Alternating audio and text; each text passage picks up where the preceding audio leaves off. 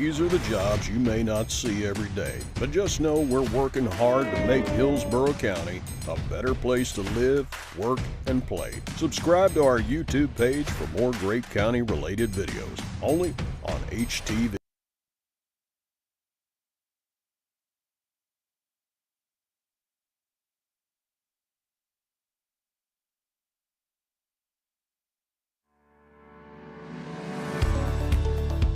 It's very important to prepare before a storm gets here. That's not the time to start making a plan. Right now is the time to know what your risk is, what your plans are for your family, how to stay informed, and how to get involved and volunteer so that you can help your community before the storm gets here. Take preparedness seriously, as in these past couple years, we never know how a disaster will evolve. If you wait till the last minute, that's when everybody is in there wanting to get those last little bit of supplies. Take your time and making sure that you have all the exact items that you need to put in your emergency kit. That should be able to support you for up to at least 7 days. It's important to know your evacuation zone. If we get into a situation where a decision has to be made that you're in danger from the surge coming in that's created by a storm event, that you know when your zone is called that it's time for you to go. Preparedness, preparedness, preparedness. You never know what the hazard is going to be, what the event is going to be, but if you take those basic steps that we talked about, it can apply to any hazard that impacts Hillsborough County, and your family will stay safe.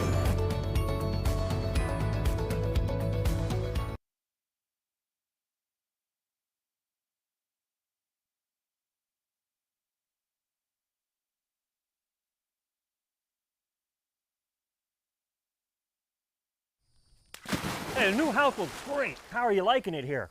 Well, You wouldn't expect this in your home. What?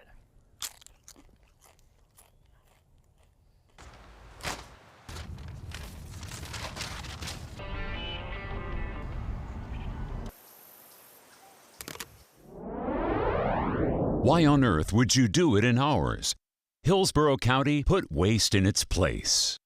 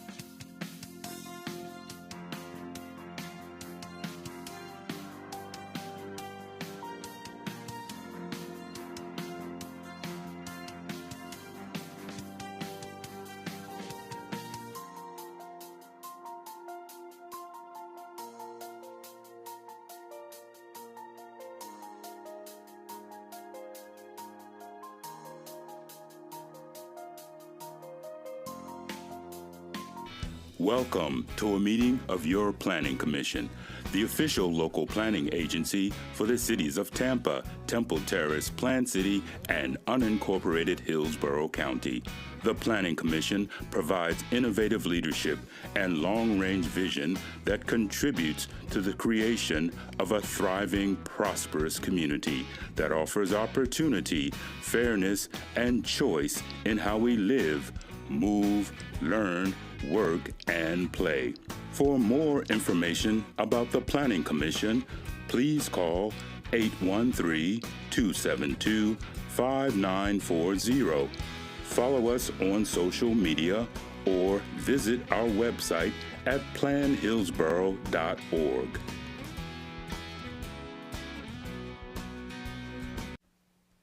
Welcome to the November 18th, 2024 public hearing of the Planning Commission on City of Tampa Comprehensive Plan Amendments. We thank you for attending this meeting. Your comments and participation are encouraged. For those attending in person and wishing to speak on any agenda item, please sign the register at the rear of the room and turn off any devices that may be a distraction. To minimize feedback in the audio, all online participants in the meeting will be muted until it is their opportunity to speak. Planning commissioners should unmute themselves to indicate that they would like to speak. Please be sure to state your name at the beginning of your remarks for the benefit of the clerk. There will be an opportunity for members of the public to provide comments. When your name is called, you will be unmuted when it is your turn to speak. Please wait until the chair calls on you to begin speaking. State your name at the beginning of your comments and adhere to the time limits. If anyone has difficulties or is watching via HTV and would like to provide comments to be included in the record for the local government hearing, please email them to planner@plancom.org. For those of you who are not familiar with our process, the meeting will be conducted as follows. The agenda item will be introduced. Staff will give their presentation with a 15-minute time limit. The applicant will be given the opportunity to make a presentation with a 15-minute time limit. Following presentations, members of the public may address the Planning Commission when recognized by the chairman. Public comment will be heard for 3 minutes per person. The applicant will then be afforded a 3-minute period for rebuttal or response. Planning commissioners will then ask questions. Public comment will be closed. Then upon a motion, a second, and a discussion, vote will be taken. To all participants in tonight's proceedings, please note that tonight's hearing concerns proposed changes to the comprehensive plan. Presentations should not include matters related to zoning applications and site plans that are not before the commission. Zoning conditions are not relevant to plan amendments and may not be considered by the Planning Commission. The Planning Commission's purview in making a recommendation is limited to consistency or inconsistency with the comprehensive plan. With that, I'd like to ask the clerk to please go ahead and call roll. Good evening. Bowden? Here. Buzza? Here. Cardenas? Here. Kona? Fernandez? Kress? Lauk? Saria? Here. Sieben? Orton? Here. Rodriguez? Here. Joseph? Here. You have a quorum, sir. Thank you. All right, first agenda item up is 2A, TACPA 24-11, Comprehensive Plan Map Amendment, multiple folios located at the northwest corner of West Swan Avenue and South Magnolia Avenue, and the presenter is Danny Collins. Good evening, Planning Commissioners. Danny Collins with your Planning Commission staff. Today I'll be presenting TACPA 2411. It's a map amendment for multiple folios located generally at the northwest corner of West Swan Avenue and South Magnolia Avenue. The request is privately initiated. It's small scale in size. The subject site's approximately 2.05 acres, and the request is to change the future land use from residential 35 to the community mixed use 35 category. The subject site is located within the Central Tampa Planning District. It's within the Hyde Park Urban Village. It's also within the Hyde Park Spanish Town Creek neighborhood. It's within the Hyde Park Local and National Historic Districts, and portions of the site are within the Coolsaw Hazard area. I do want to note that because the site is within the Hyde Park Local District, it is, following this hearing, it will go to the ARC for a recommendation as well, and that hearing's on December 2nd. Here is an aerial map of the subject site and the surrounding properties. As you can see, the subject site is outlined in yellow here. It's at the northwest corner of West Swan Avenue and South Magnolia Avenue. This is Bayshore Boulevard that runs just to the southeast of the subject site. For reference, this is the Bank of Tampa building, which is a 9-story office building. The surrounding development pattern contains a mixture of uses. There are some smaller office uses, residential offices located north of the subject site. South of the subject site, we have some townhomes. West of the site is a residential 10 neighborhood. And then we also have some more office uses west of the subject site. There is a school, public school, a couple blocks to the west of the subject site, just west of South Boulevard. This is an image looking at the subject site from West Swan Avenue. This is looking west along Swan Avenue. The subject site is on our right. This is looking north from the intersection of South Magnolia Avenue and West Swan Avenue. This is the Bank of Tampa building just to the east of the subject site. These are looking at the townhomes directly to the south of the subject site on West Swan Avenue. This is looking east along West Bay Street. Subject site is on our right. This is looking at some of those office uses north of the subject site along West Bay Street. And this is looking at the 9-story Bank of Tampa building directly to the east of the subject site. So here is the adopted future land use map. As you can see, the subject site's recognized under the residential 35 designation. It's just within the coastal hazard area here. The residential 35 designation allows development up to 35 dwelling units per acre. It allows for anything from townhomes to multifamily uses.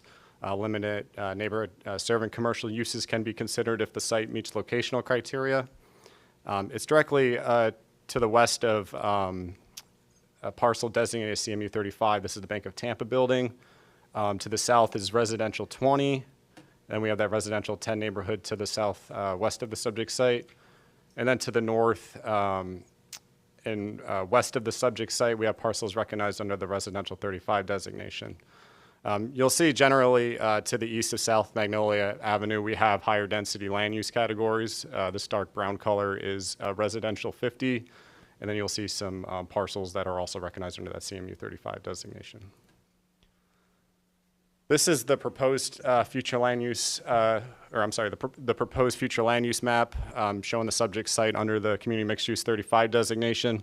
So that category allows encourages a mixed use development pattern. It allows a mixture of uses, anything from commercial, multifamily, townhomes,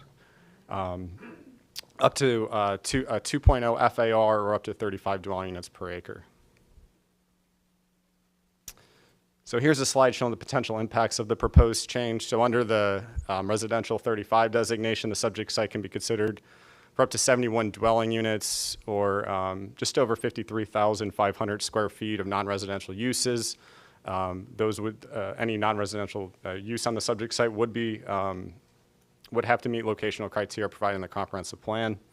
As proposed, the density of the site is not changing, so the subject site could be considered for 71 dwelling units. However, as you can see here, the residential and non-residential intensity of the subject site is significantly increasing. So under the CMU 35 category, the site can be considered just over 178,500 square feet of non-residential or residential uses. Additionally, the request has the potential to introduce commercial general uses on the subject site. And I do want to note again that this is allowing, this would enable the applicant to utilize FAR for residential uses. Currently, they cannot do that in the residential 35 designation. We sent this out to our reviewing agencies. We received an objection from the City of Tampa planning staff. We reviewed it for overall consistency with the comprehensive plan.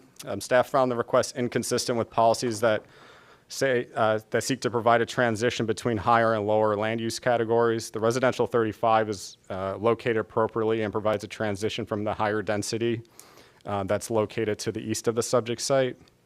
It acts as a transition between a CMU 35 designated parcel to the east, R20 designated parcel to the south, and then that R10 designated neighborhood to the southwest.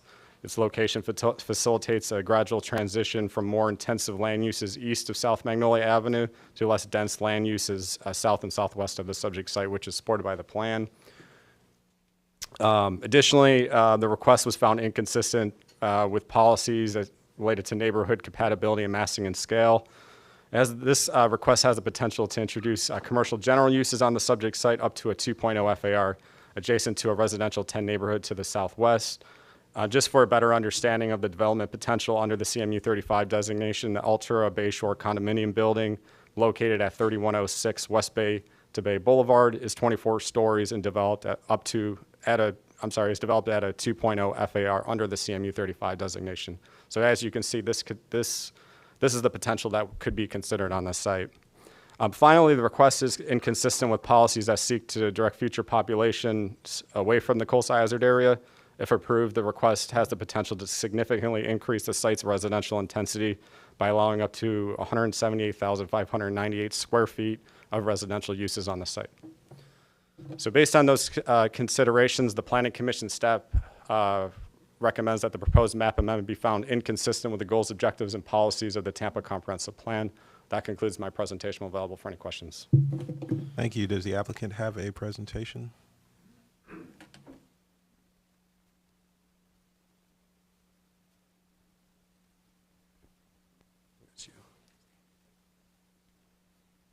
Good evening. Truett Gardner, 400 North Ashley Drive. With me tonight, I've got Addie Clark, also works for my law firm, GPH, and then two of the project engineers, Tim Clemens with Place Architecture and Stephen Smith with Cooper Johnson Smith. And we represent a small family-operated development company, has holdings in Manhattan, Connecticut, Florida, also includes some hotels, one of which is the Brazilian Court in Palm Beach, which is the inspiration for this project. And the vision is a boutique hotel, and I'm saying this because this is what's necessitating this request. R35 does not allow for hotel use, so we need to go to something different. That's something that we found, which is consistent, seems to be consistent, is CMU 35, which we'll get into those details later. And so if I could, just wanted to run through a few of these slides. As Danny showed, where the project, or the property where the star is, we're in the Central Tampa Planning District, the Hyde Park Historic District. We're in the Hyde Park Urban Village. We are approximately 0.8 of a mile. You can see the CBD just to the north on Bayshore. We're less than a quarter of a mile away from a transit-ready corridor being North Boulevard, and we're at the northwest corner of a major collector and minor arterial roadway. On the left is the aerial I just showed you, and then on the right is more of a blow-up of our block in question. As you can see, and as Danny mentioned, the Bank of Tampa is to the right on Magnolia. That is a 9-story building, and then we're the block to the west. I know Danny mentioned the possibility of a 24-story building. That is not what we'll be proposing at all. We're going to be stepping down immediately from the west from 9 to 6, and then if you can see on the, it would be the northeast quadrant on Brevard and Swan is a historic structure which we'll be proposing to retain. So with that, that's the overview, and I'll turn things over to Addie and then to Tim Clemens. We're here to answer any questions you may have. Oops. Put you on your slide. Thank you. Good evening. Addie Clark, 400 North Ashley Drive. So again, the request before you tonight, as Danny and Truett mentioned, is to consider the CMU 35 future land use designation at what we believe is this gateway intersection of a major collector and an arterial roadway, less than a mile from the dense CBD and the urban core. This request is appropriate as CMU 35 exists to the east and the northeast, so you can see here, which would serve as the basis for transitional uses with appropriate intensities that smoothly step down from Bayshore Boulevard into the residential neighborhood to the west. CMU 35 offers the means for transitional uses and massing that contribute to the balance of creating a legacy gateway into the historic district while being respectful to and compatible with the neighborhood. And here we can see the pattern of CMU 35 in pink purple being located at the commercial nodes, especially intersections of collector roadways. As recently as September, a map amendment was approved for the conversion of R35 to CMU 35 at the intersection of Florida and Amelia, which is not shown on this map. And also a map amendment to CMU 35 was also approved for the area just north of Adamo Drive within the CHHA. What these precedent locations and amendments have in common is the desire and need for a better mix of uses and the medium intensity that CMU 35 encourages. CMU 35, again, offers appropriate medium intensity commercial redevelopment, which is exactly why we are before you tonight. So here, today, this location, as you saw in the aerials, is an underutilized collection of 1 to 2 story office buildings with surface parking lots. The vision for the redevelopment, as Truett mentioned, is a well-designed mixed-use development with the predominant use being hotel. From a density standpoint, as you can see in the chart, there is no increase, shown with the green arrow. From an intensity standpoint, CMU 35 does allow for a 1.0 FAR, with the potential for bonuses that may include utility, infrastructure, and other contributions to capital improvements. Similar to R35, the proposed designation calls for medium development, which you can see on the bottom row there. Many of the allowed uses in R35 are compatible uses in CMU 35, such as office and restaurant. The request for hotel as the predominant land use is why we are here. Here you can see that Land Use Policy 1.1.7 encourages the development of strategically located mixed-use areas. You can see with this map that we believe that the project is strategically located as such, as we are located on the intersection of major collectors and an arterial roadway, and we're less than a mile from the Selman Expressway to the north. 2 HART routes going to downtown and the university area are also within a half mile of the site. And lastly, this site is less than a quarter mile from South Boulevard to the west, an identified future transit-ready corridor. Again, this request does not increase residential density. Instead, CMU 35 is a more appropriate mix, allows for a more appropriate mix of uses that includes hotel. This mix of uses is encouraged in the Hyde Park Urban Village per Land Use Policy 5.1.2. As mentioned, a planned development site plan is proposed to accompany this request that will further define that mix of uses and the use as hotel. And the PD will ensure appropriate step-back design and compatibility with the historic district. And then here's a snippet of the Hyde Park goals from the comprehensive plan. You can see in the first bullet there in yellow, the transition of density from the urban core to Hyde Park is appropriate at this location, which is again a junction of a collector and arterial road, and truly the gateway into the district. Hyde Park's goals call for this transition of density by encouraging the coordination of redevelopment in Hyde Park with that of the urban core, which is less than a mile up Bayshore. And here we have some comprehensive plan support. Though this project is in the Coastal High CHHA, there are numerous countervailing policies that support this amendment on account of its location in the central Tampa planning district and within an urban village, all along a major collector roadway adjacent to an arterial roadway. Given the location in an urban village, Land Use Policy 5.1.2 states to continue to emphasize the compact and mixed-use nature of the villages and look for ways to make this happen. We have some additional comprehensive plan support here, again, encouraging redevelopment of underutilized land. And here we have Land Use Policy 9.3.1, which requests modifications to ensure flexibility in land use and to encourage a mix of housing types and other commercial and employment-generating uses. And lastly, we are a growing and livable city that needs a mix of uses. Policy 1.2.8 encourages a range of uses in close proximity to each other. And Policy 2.1.2 encourages infill development on underutilized sites. This is an appropriate use for an underutilized site that has no consistent development pattern, when instead it can be an attractive, resilient place for both locals and visitors to enjoy. So with that, I'll pass it on to the project's architect, Tim Clemens, to discuss the importance of resilient and sustainable development and how hotel is a very intentional use here. Thank you.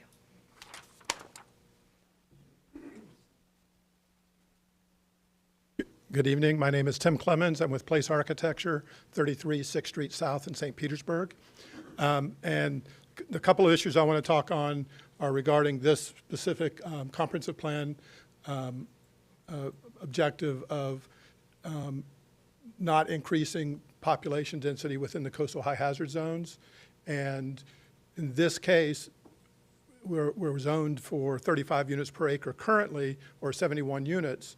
By going to a hotel use, predominant use, with right now we've got 29 permanent residential units in the project. That's a reduction of 60% of the permanent population density that would be within the project. So the advantage of a hotel is that actually they're more easier to, in an emergency, in a hurricane, to evacuate and move people away from the coastal areas, the vulnerable areas. My work is, I've done a lot of work in Tampa, but my work is primarily in St. Petersburg, and I'll make an analogy there with about when the new CHA map came out about 5 years ago, City of St. Petersburg looked at shutting down all rezonings and land use changes within the coastal high hazard zone. After a more comprehensive discussion with the community and the stakeholders, an alternative path was approached where instead of shutting down rezonings and land use changes, we actually enabled it, but coupled it with resilient design enhancements. So for projects that are in the coastal high hazard zones, when there is an upzoning proposed or a land use change proposed, there are now a menu of items that developers have to choose from, or property owners have to choose from in redeveloping their project to make them more resilient and more sustainable. So again, we think that's a better approach, and we'd be very happy to look at that approach for this project. Already, we're looking at all parts of the new building would be elevated 2 feet above the base flood zone, higher than is required normally for a residential or commercial project. And we're happy to discuss other approaches that would, again, further enhance the resilient nature of this. But the basic idea is that we're looking at reducing the permanent population from this site. Thank you. All right. Did you want to come back up and say anything else, or?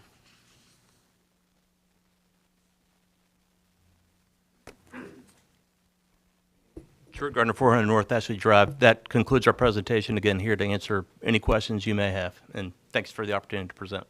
All right. Thank you very much. All right. We had quite a few people sign up for this one, so we will run through these hopefully pretty quickly here. Let's start out with Rick Woods. Rick Woods here. Remember, 3 minutes per person. Rick Woods. I live at 809 South Boulevard. I've been there for 30 years, so I'm about 2 blocks from this location right now. I'm going to say that corner that they want to put this property on, Magnolia and Swan, is a very busy intersection for cars turning both north and south onto Swan from Bayshore. That intersection is dangerous, as evidenced by the way they've had to reconfigure it to slow the traffic coming in from the north and prevent traffic from going south from Magnolia. There is no way for southbound or northbound traffic from Magnolia at Swan to proceed out onto Bayshore. So all that traffic is then going to travel down onto Swan Avenue, which is already heavily congested because of Wilson Middle School that is there. And there is all that traffic then is going to either go onto Swan, or they're going to turn into the residential neighborhoods on the streets of Brevard, Fielding, or Boulevard, to which I live. We live in a historic district to maintain a certain consistency, neighborhood feel. As homeowners, we're held to a very high standard by the city, and we expect a mutual standard by the city to ensure these types of projects don't invade our neighborhood. This project is definitely encroaching much closer into our residential neighborhood. I was very surprised to see that one number that they put up there that increases the square footage potential use of it. It was, I think, around 53,000 up to 175,000. That's quite a large increase in that size and scale. This property would be inconsistent with our residential neighborhood. It's not compatible with it.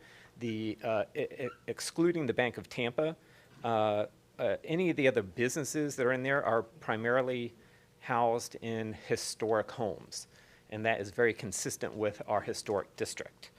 And then lastly, I'm just going to say, currently that location is a very low density, and they've got that law firm, they've got a couple buildings, and then just a simple parking lot. This new proposal would substantially increase the density and traffic through the neighborhood, and I think would pose a danger to pedestrians, drivers, and then homeowners as well. Thank you. Thank you. All right, next up we have Bobby O'Brien. Good evening. Thank you first off for, I know it's protocol, you have to listen to us, but I'm thanking you because I know you're going to listen with an open heart, okay? So I'm going to give you 3 credentials of why you should listen to what I have to say. I've lived on West Bay Street, 702C West Bay Street, within 20 feet of what you want to put in for more than 40 years. My second credential, my husband was an architect with a master's degree and civil engineer with a bachelor's degree, both from Yale. I lived with him for 42 years. He taught me a lot. Number 3, I am a retired reporter, the last 28 years with the NPR affiliate WUSF. So I have been to plenty of hearings. I've seen them go well, and I've seen them go badly. And I'm hoping that this result is such. I tell you about my reporting only because it's a good segue. The one place every reporter knows to go when the hurricane is coming is that intersection at Magnolia and Swan. It is going to flood. You will always have your flood video there. I'm telling you now, that's with a minimal storm, not even the larger ones coming here. So the first criteria, and we should look no further than that, is that it is in that coastal hazard zone. It should not, that whole block is. And it should not be, you can make an argument, oh, we don't have the density because they're going to be moving them in and out. You shouldn't have that kind of commercial development that then could get ruined by a hurricane and that kind of flooding. They say do not increase density. They're talking about more than just people. They're also talking about square footage. So that to me is just a no-brainer, shouldn't go beyond that.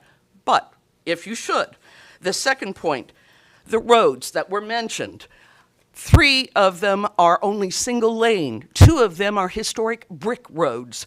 They do not take travel well. You cannot turn onto Bayshore. Someone referenced this as Bayshore property. It is not. You can't turn onto Bayshore from there. You have to go west on Swan, or if you go down 1 block, you still have to go south on Bayshore from West Bay Street. So it is not a Bayshore property. This is a neighborhood property. Number 3, Gorey Elementary. Have you ever been there when they are picking up their kids? They back up at least 3 blocks onto Magnolia, onto Bay Street, onto De Leon. And that's 9 months out of the year. And 4, or number 3 is the scale. I think that was brought up, but it cannot be ignored. You talk about compatibility. This is not compatible with where I live, which is 2-story. They allowed 3 stories down the road. Oh, I'm sorry. All right, that's bottom your time, line, ma'am. Okay, bottom line, I'd like to just mention. That is your time, ma'am. Next up, please be respectful to everyone here. Thank you. Next up, ma'am, if I have to ask you again, it's not going to be good. Please calm down. We're going to hear everyone, but please calm down. Next up, we have Mary Esther Parker.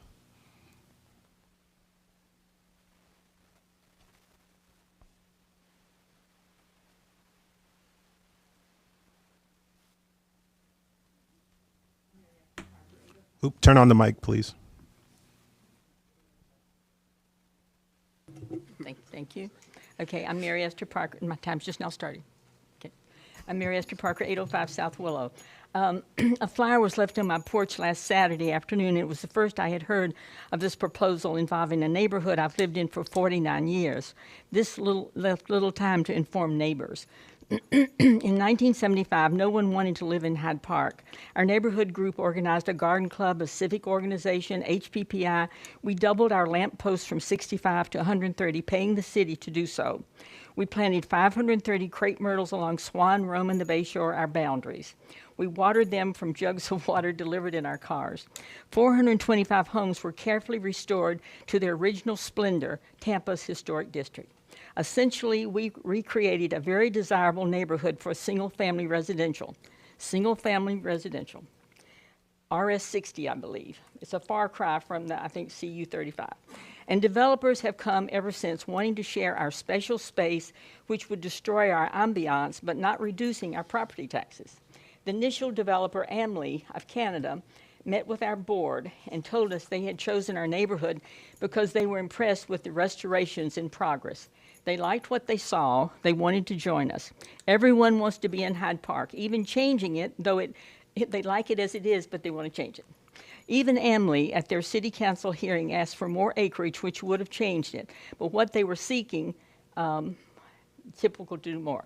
Ultimately, they accepted the more boutique-size property, which I'm sure has worked out better in the long run. They are good neighbors. Hyde Park Village has a boutique hotel already, and it is lovely, having stayed there while I tended my house. This proposal for Magnolia at Swan Avenue is just too much. We already have a bad situation involving Willow's exit from the crosstown. Cars and trucks cut through the neighborhood to get to Bayshore. There's no stopping them. I thank you for your consideration carefully, and I'll be happy to give you a guided tour of my little paradise. Thank you. All right, next up we have Renu Parker.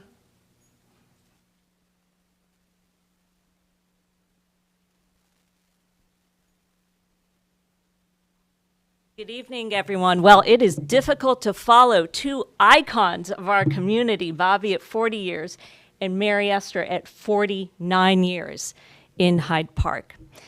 I live at 820 South Willow. I've been there since 2019. And what I want to talk about, there's one word I want to really emphasize in this 3 minutes I have, and that's care. Everyone here in this room cares. You all, as a planning commission, care. We as residents care. And I believe the developer and developers council, whom I know, care. You all care. But even though we may have the best of intentions, there are still consequences to our actions. We know that. We learned that in kindergarten. Even though we don't mean to do something, consequences can still happen. Now, the residents who've spoken before me have already explained to you the two biggies, and they're biggies. Number one, parking. Number two, flooding. Let me tell you about parking. We are hurting in Hyde Park. Somebody is going to get hurt. I'm saying it right here very seriously. It is a dire parking situation right now in Hyde Park.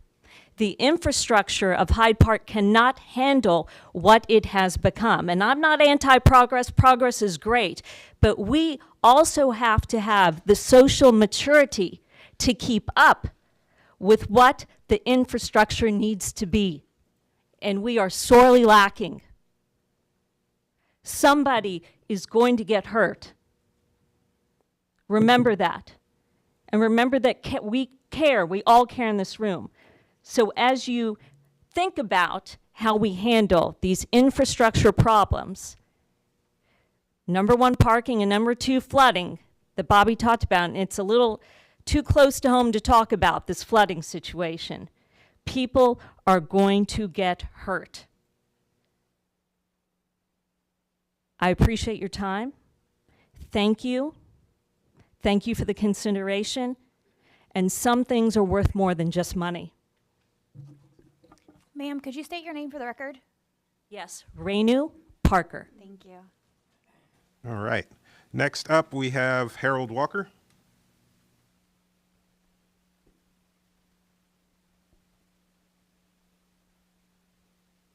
I really was not prepared to speak. I think one of my friends, as a joke, put my name on the list. So here I am. But basically, everybody that's spoken so far kind of has their own passion for the neighborhood, as we all do. I've live at 901 South Delaware. I've been there for 40 years, raised 4 kids that walk to Gorey Elementary and Wilson Middle School. And the neighborhood is a pretty magical place. And, you know, we accept the fact that change is a reality. As Mary Esther pointed out, AMLIA came back in the mid-'80s and wanted to develop Hyde Park Village. They've since been bought out by WS Development. And they've got a footprint that they've pretty much maintained and not let it exceed the commercial ramifications. We've got parks in the neighborhood at the corner of Rome and Morrison. There's another park that's getting ready to be developed called Swan Park, as fate would have it, on the corner of Albany and Swan. So between Gorey Elementary from K through 5, and Wilson Middle School, we've got 9 months worth of student activity going through the neighborhood. All the streets that have been explained are 2-lane streets. You can go there drive time from 7 to 9 or from 4 to 6 any day of the week now without an additional 175,000 square feet of activity. You can't move. So the reality of it is, unless there's additional roadways being put in, I don't see it happening. The architects on this, Stephen Smith, is a longtime friend. He's a very first-class guy, quality-wise. I don't think what they're proposing here today is ultimately what they have in mind because they know it's overkill. So I would only ask that they come back with a realistic plan. I've done a lot of research on Brazilian Court. It is a first-class two-story, not 6-story, 80-unit hotel in a residential neighborhood in Palm Beach. So if we kind of can cut through the chase and get to what the plan is, it might open the conversation up. Thank you. Thank you. All right. Next up, we have Susan T. Turner, maybe? Okay.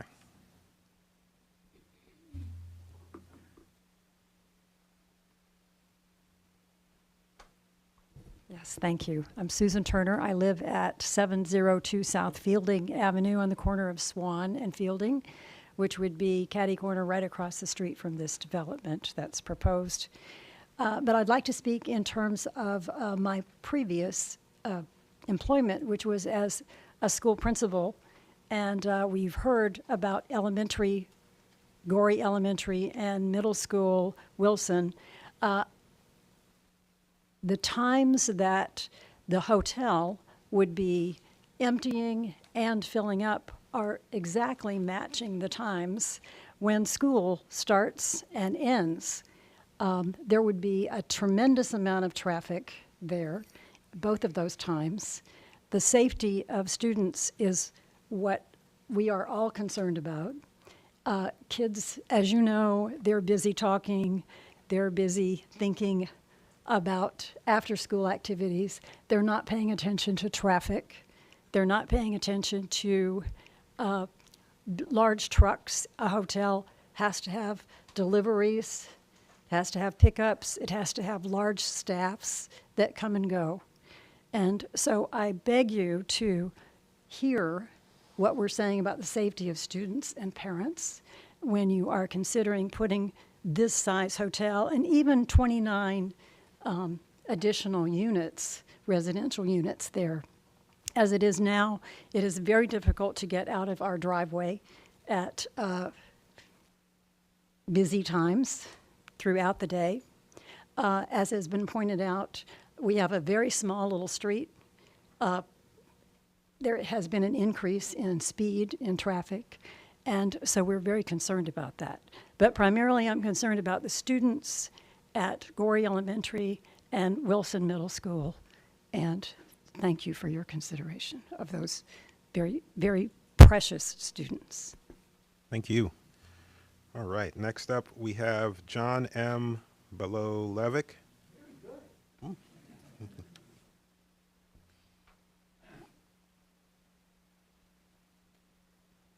Well, good evening, everyone, and thank you so much for allowing us to come before you. I am one of the neighbors in Hyde Park. I'm not rivaling Mary Esther, that's for sure, but Susan and I have been in our house on Swan and South Fielding for 45 years. only to be exceeded, by the way, by my tenure at the University of South Florida, which is 50 years. And I'm proud of both of those, by the way, both living in Hyde Park for that length of time, as well as being at USF. Now, why do I mention USF? In part because my role there was as an American historian. And when I look at Hyde Park and where we live, it is a matter, ladies and gentlemen, of character. It's a matter of character in the neighborhood. It's unique. Why do so many people want to live there? Mary Esther, you know, Bobby, I mean, other folks here know that 40, 50 years ago, people didn't want to live in Hyde Park. They were giving houses away. Now, good luck. Good luck. We are so proud of our hood, right? We're so proud of it. The word small has been used. I'm trying to figure out how and why. This project, small? Really? By whose definition? I don't think so. Consider the character of the neighborhood, ladies and gentlemen, please. Consider the character of that neighborhood. The Gasparilla Parade, the carriage rides that are coming up now in December. What neighborhoods can offer that? And what will happen if we put in larger, not smaller, development in the area? I ask you to consider the ramifications of compromising what is Tampa's historic neighborhood. 100-year-old plus homes. Please consider that and what the ramifications may be if we go in a different direction. We don't oppose growth, but this project is the wrong project in the wrong place at the wrong time. Thank you. Sir, could you state your name for the record? Oh, I'm sorry, John. On the mic. On the mic. On the mic. On the mic. John Belohlavek, Belohlavek. Thank you. All right, thank you. Next up, we have Patrick Cimino.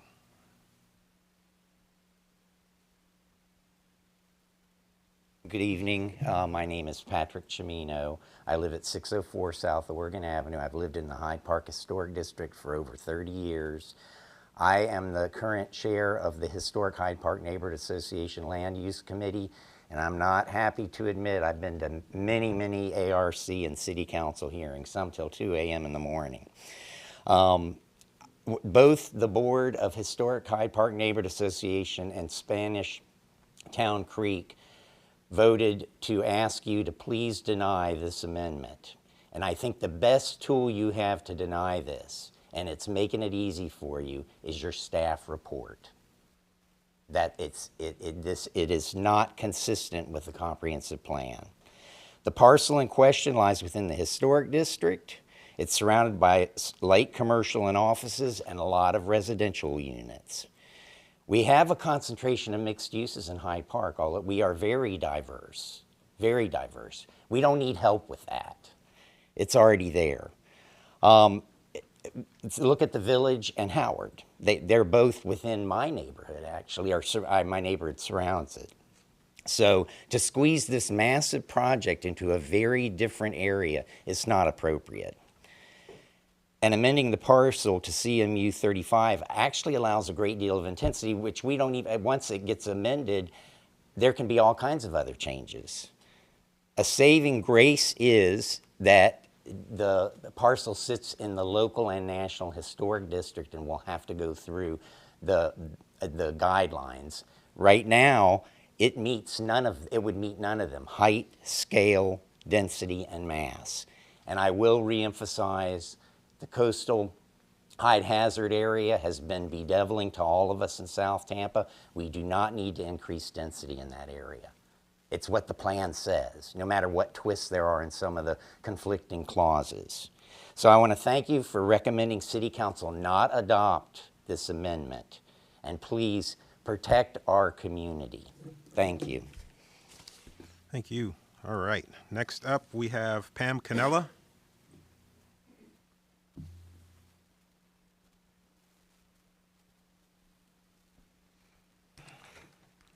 My name is Pam Canella, and we talk about how long we've lived in the neighborhood. My great-grandfather. So I've owned, my family's owned my house for 91 years, and I grew up in that area.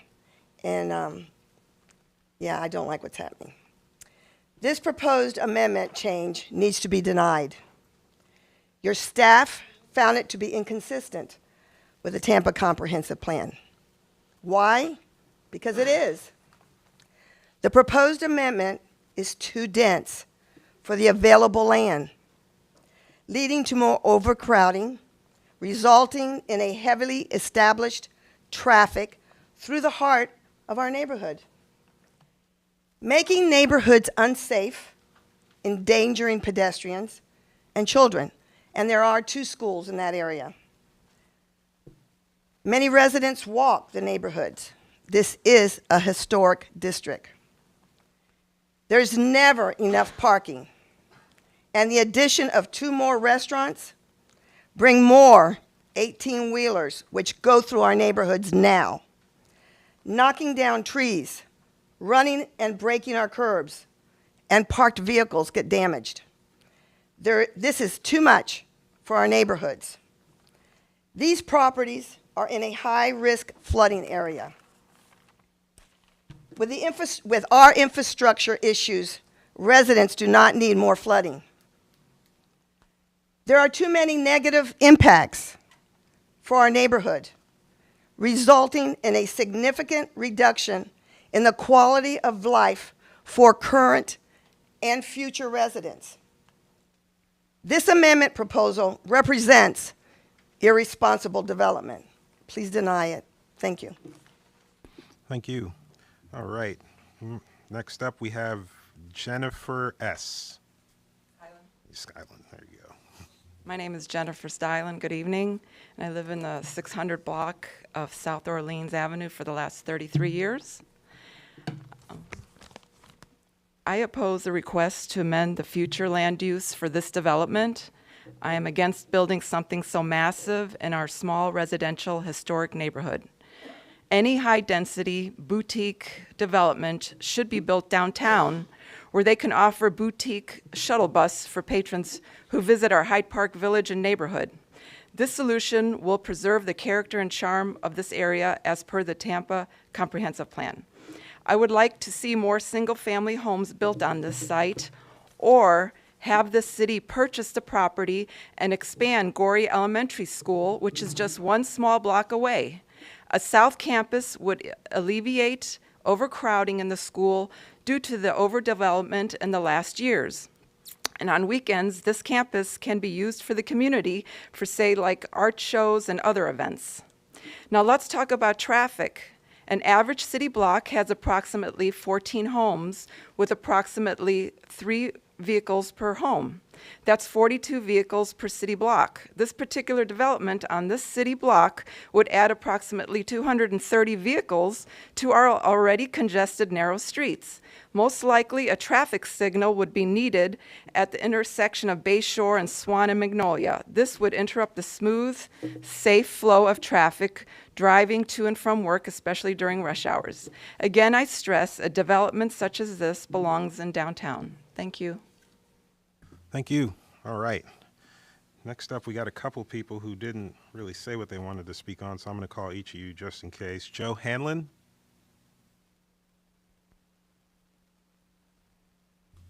Good evening. My name is Joe Hanlon, and I live at 701.5 West Swan. It's a 4-unit apartment building, 2-story red brick on the corner of Swan and Brevard. My wife and I rehabbed the carriage house behind it about 10 years ago. We've owned the property for over 40 years. And my primary concern with the block across the street, this is directly across the street to the east of my property, is traffic management and deliveries, the 18-wheelers. Bay Street, Brevard are very narrow streets. Bay's brick, Magnolia's brick.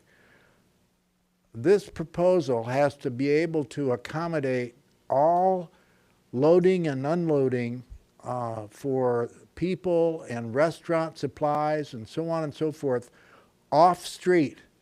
There cannot be any of these semis out in the street for any length of time. That would be impossible. That's my main concern with the property. The adjacent streets are inadequate to service any kind of high-density use. Secondly, and I'll close with the flooding risk. Helene brought water all the way up to my corner. If this property is raised up, that means that all the surrounding properties are going to be subject to additional flooding. Thank you very much. Thank you. All right, next up, Liz Kelly. Liz Kelly. Hello, everyone. My name is Liz Kelly, and my husband and I live at 703 South Brevard, directly across the street from the project. We will be directly affected by it. Aside from the fear that one of my grandchildren will be getting hurt, because there is a lot of activity in that corner already. It is already a busy corner, and parking will be highly impacted also, not to mention the bike lanes that are heavily used right now.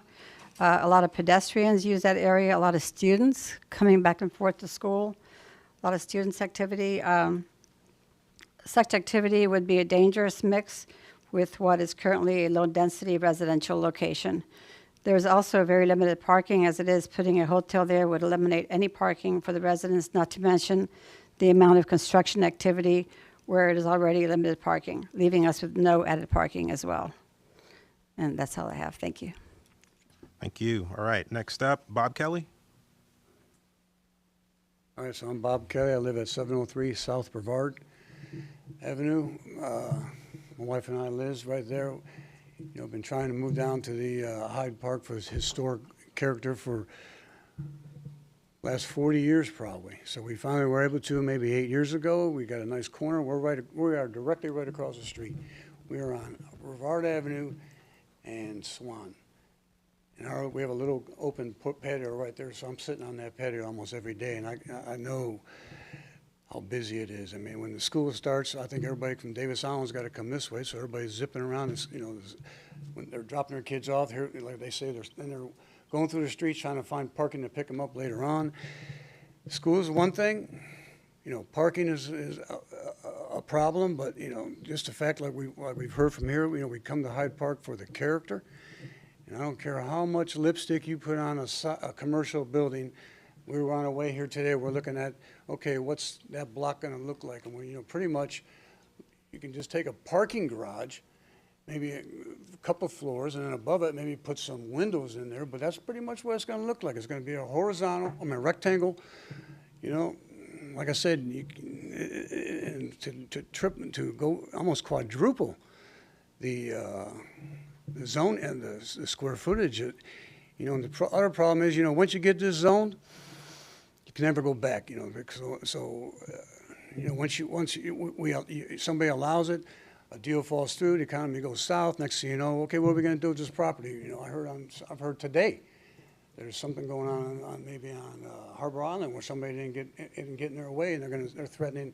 Well, we got this much, so we got the 35 now, so we're just going to put in affordable housing or something like that, which, you know, this here, next thing you know, we'll be saying, well, we can't quite do that. The boutique's not working out.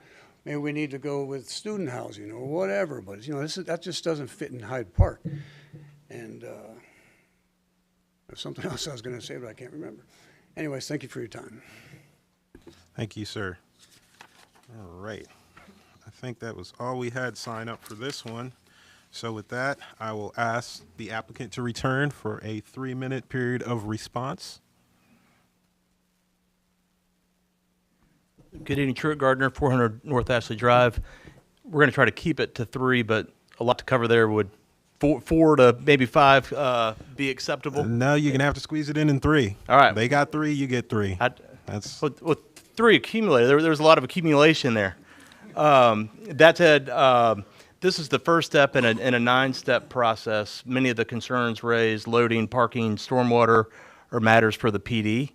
The question here tonight is the change from R35 to CMU 35 appropriate given this location at the nexus of Bayshore, Swan, and Magnolia directly across the street from the Bank of Tampa building?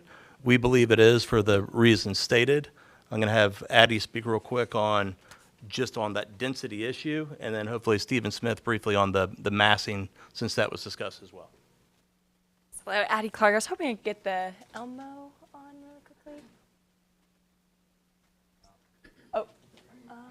Okay, perfect. So just really quickly, wanted to point out massing was brought up a couple times, and we want to see here on the left in brown is kind of that big square. That shows what, say, 71 units developed at 3,000 square foot per unit could be today, right now with the current future land use designation. And on the right in pink is what we are proposing to develop by FAR, but really wanted to note here that that change that had to be with a star. So if we did want to go up to that 2.0, this would have to go to City Council for approval for a bonus provision. So I just wanted to point that out and kind of give an example of massing here and what could be allowed today.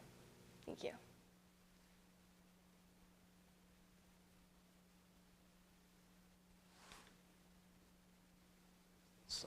Elmo. Addie, how do we... There you go.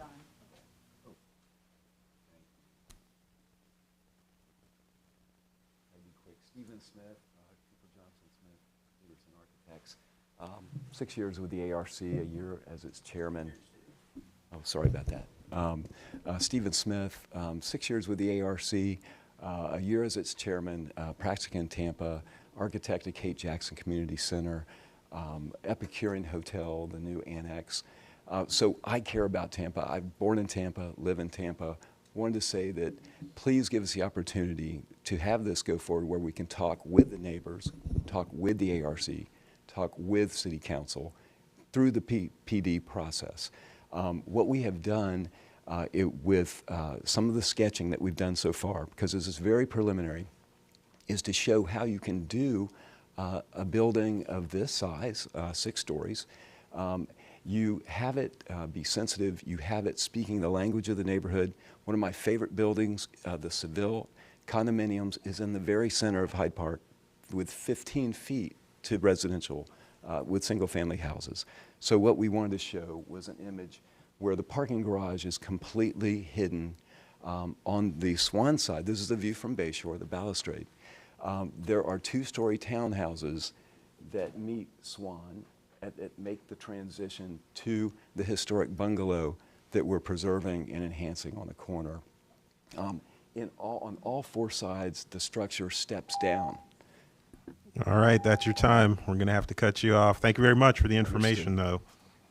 All right, now it is up to the commissioners for questions, comments, discussions of this one. I'll just, before we get into it, start off by reminding anyone that staff has found this inconsistent. So if we are making some sort of recommendation to oppose staff, you're going to need to come up with policies to back that up. So keep that in mind as we go through our discussion period here. Commissioner Sieben, please. Okay, so I also love Tampa. I'm a 3rd-generation Tampa native. I was born and raised here.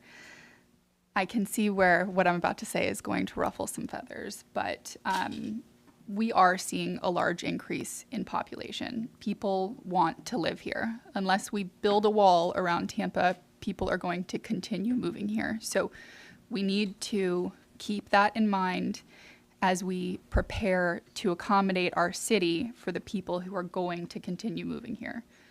We're all concerned about flooding.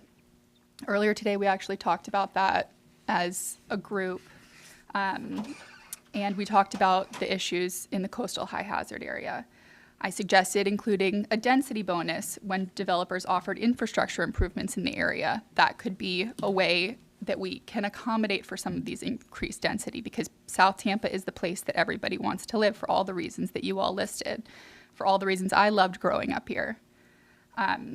Commissioner Cardenas and I were just talking about walking down Bayshore and how it'd be lovely to grab a juice or something as you walked along the water. He mentioned that he doesn't think that a lot of people would want that kind of change or those retail improvements, and that people want to leave things the way they are. I can understand that, but I think if we don't try to adapt, we're going to fail our community.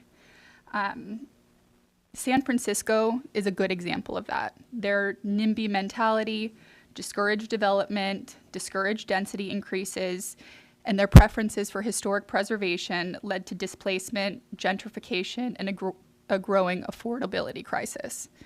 We don't want to be San Francisco. A good comparison to that is Boston. They took a more proactive approach to density. They focused on increasing zoning flexibility and transit-oriented development. I just want to close by saying, how sad would it be if the lady who mentioned living, her family owning that house for 91 years ended up getting priced out of living in the city because we so strongly discourage increases in density or any change whatsoever. Thank you. Comments? All right. Any other comments, questions? Oh, Commissioner Soria. I had a question for Danny Collins' staff. You mentioned something about the city, because it looks like there was a lot of things that Planning Commission agreed to, but there was disagreement on the city. Is that correct? On your presentation, or it sounded like disagreeing with the city's finding, or is the city of Tampa over here as well for this? Danny Collins with your Planning Commission staff. The city also objected to the request. Okay. All right. Yeah. And one more thing I wanted to add is there's a traffic. Turn on your mic. Oh, sorry. The traffic analysis that's usually provided with most of the presentation. Today it was part of the city of Tampa, like a part of that. Is that something we consider or usually not? Typically, in the city of Tampa for plan amendments, traffic analysis is not required by the applicant. Okay. Yeah. Okay. Thanks for clarification. Commissioner Lau. Well, Danny, while you're up there, a couple questions for you. The applicant raised a couple development points from a density standpoint. Can you walk through R35 if those parcels were developed to their full potential or full capacity versus the CMU 35 and what those maximum developments may look like from a vertical standpoint and a density standpoint? Yeah, I can. The parcels that are, let me see if I could pull my presentation, might be easier to.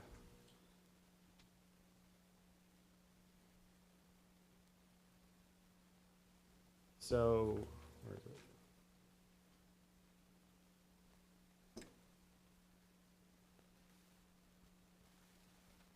So this is currently the site's being utilized for residential office or office type uses. This is an example of one of the office uses on the subject site. So you can see it's 1 story. These office uses are most likely developed under the 0.6 FAR allowed for under the R35 designation. So currently, the site could be considered for up to 35 dwelling units. There is no, in the R35 category, there is no cap on square footage for a dwelling unit. However, if it would need to meet the guidelines, if it were going to go through like a Euclidean zoning district, for example, like RM24 has specific guidelines as far as what the development should look like. If they were to go the plan development route, that would be a site plan controlled zoning district where they propose their height and goes to city council, and then we would review that for consistency if that's compatible with the surrounding area. Danny, can you jump to the potential impact slide that shows the difference between the two categories? Yeah. So, yeah, here we go. Thanks, there, yeah. So currently, under the R35 category, the site can be considered for 71 dwelling units maxed out, or 53,578 square feet of non-residential uses, subject to meeting locational criteria in a comprehensive plan. And those non-residential uses are limited to commercial neighborhood uses, so like an office use or like a residential office use. That's where I was hung up. So I was looking at the impact study, I was reading through the report, and it looks like under the current R35, we have 71 units maximum, and if this were to move to the next level, it would be at 71 units still, with the introduction of potential commercial. Not necessarily. Because it's going to a mixed-use category that allows the utilization of the applicant to utilize either FAR or dwelling units for single-use residential projects. So that's the kicker here. So while the density is not changing between the two categories, the square footage that can be considered on the site for residential uses can significantly change. I do want to note as well that this is a plan amendment. You're not, I know the applicant presented a hotel type use. This site. That's precisely why I'm trying to get to the heart of the intensity and the difference between the CMU 35 and the R35. Just frankly from the report, and it's probably a me issue and not a you issue, I had a little bit of difficulty discerning what the different impacts would be between those two categories.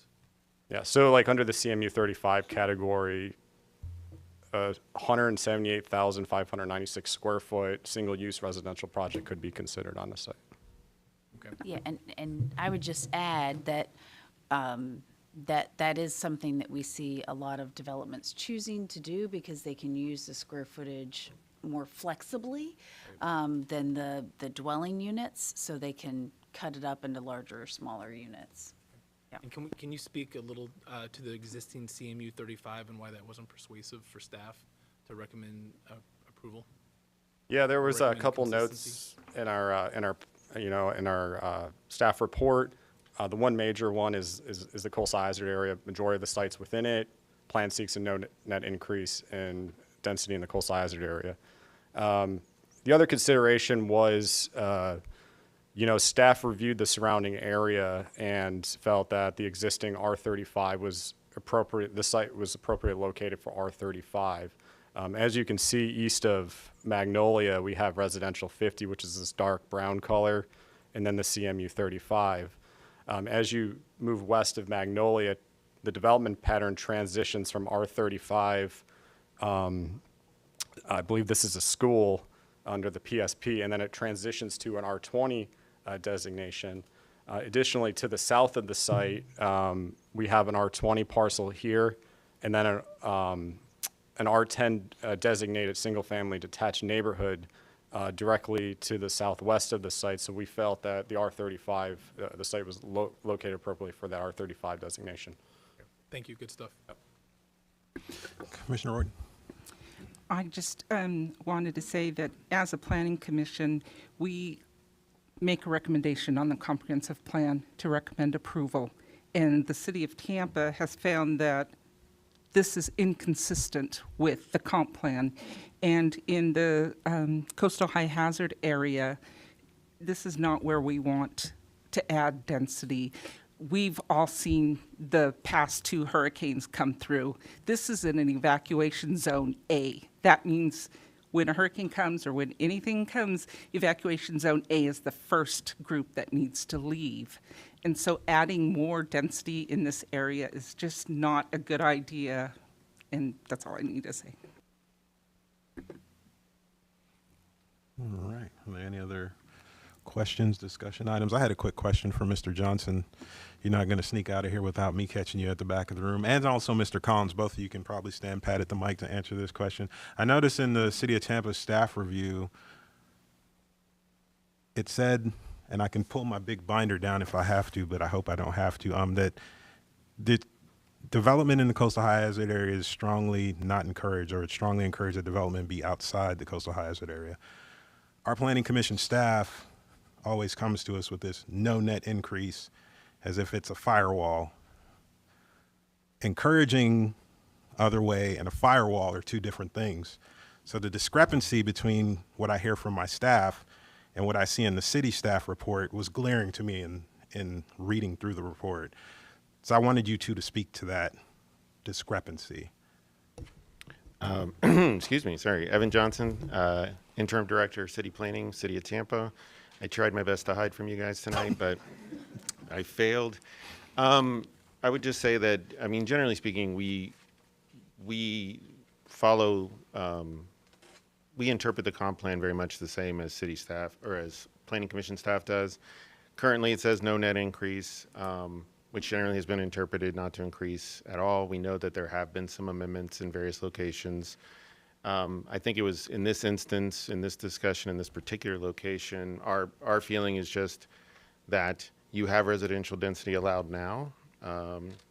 So we're not adding a residential use, but the potential, if they were to step away from this particular development, the potential development of residential units could be significantly higher than the 71 that is currently allowed. And that happens, as Melissa mentioned, that does happen quite often because apartments can be smaller sizes and they like the flexibility of the square footage. So that is quite common when we're dealing with multifamily. All right, let me curtail the conversation a little bit and fine point it here. Mm-hmm. You know, I'm not going to support this. I'll just throw that out there, right? I agree with staff.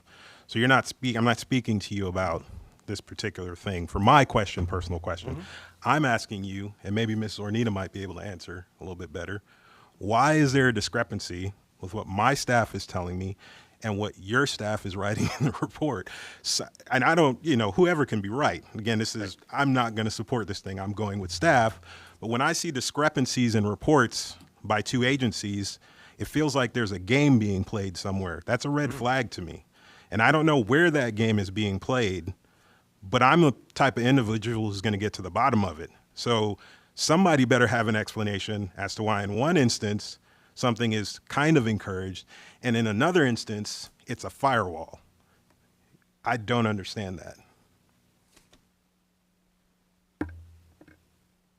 Well, I'm not sure I have a perfect answer, but I understand the sentence you're saying that says, we acknowledge that development will continue in the coastal high hazard area, but existing policy strongly discourages any additional increases in residential density. I don't know, and Mr. Johnson can speak to it, whether or not that, I read it as being supportive of the policy and the plan, but maybe and there is the acknowledgement that development is going to continue to happen, even potentially intensification, is just because we know that there is available density in the coastal high hazard area. That, in fact, most of Tampa is not built to its maximum allowed future land use category. So there is plenty of, including this particular site. This site, there is a significant amount of increase that could happen from a residential unit perspective without having to change the future land use category.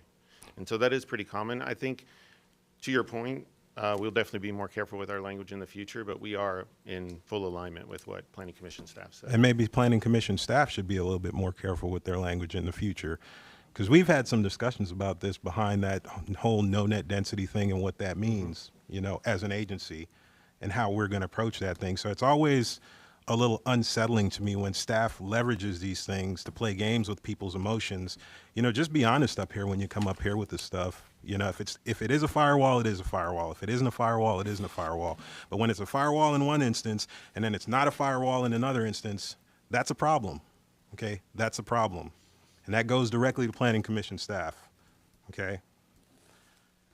I've said my piece. All right, Commissioner Seaman? Two things. One about that is, I think from what I understand, this coastal high hazard area firewall is still sort of in flux from what I understand, because there's an amendment coming for the city of Tampa as far as the coastal high hazard firewall situation is concerned.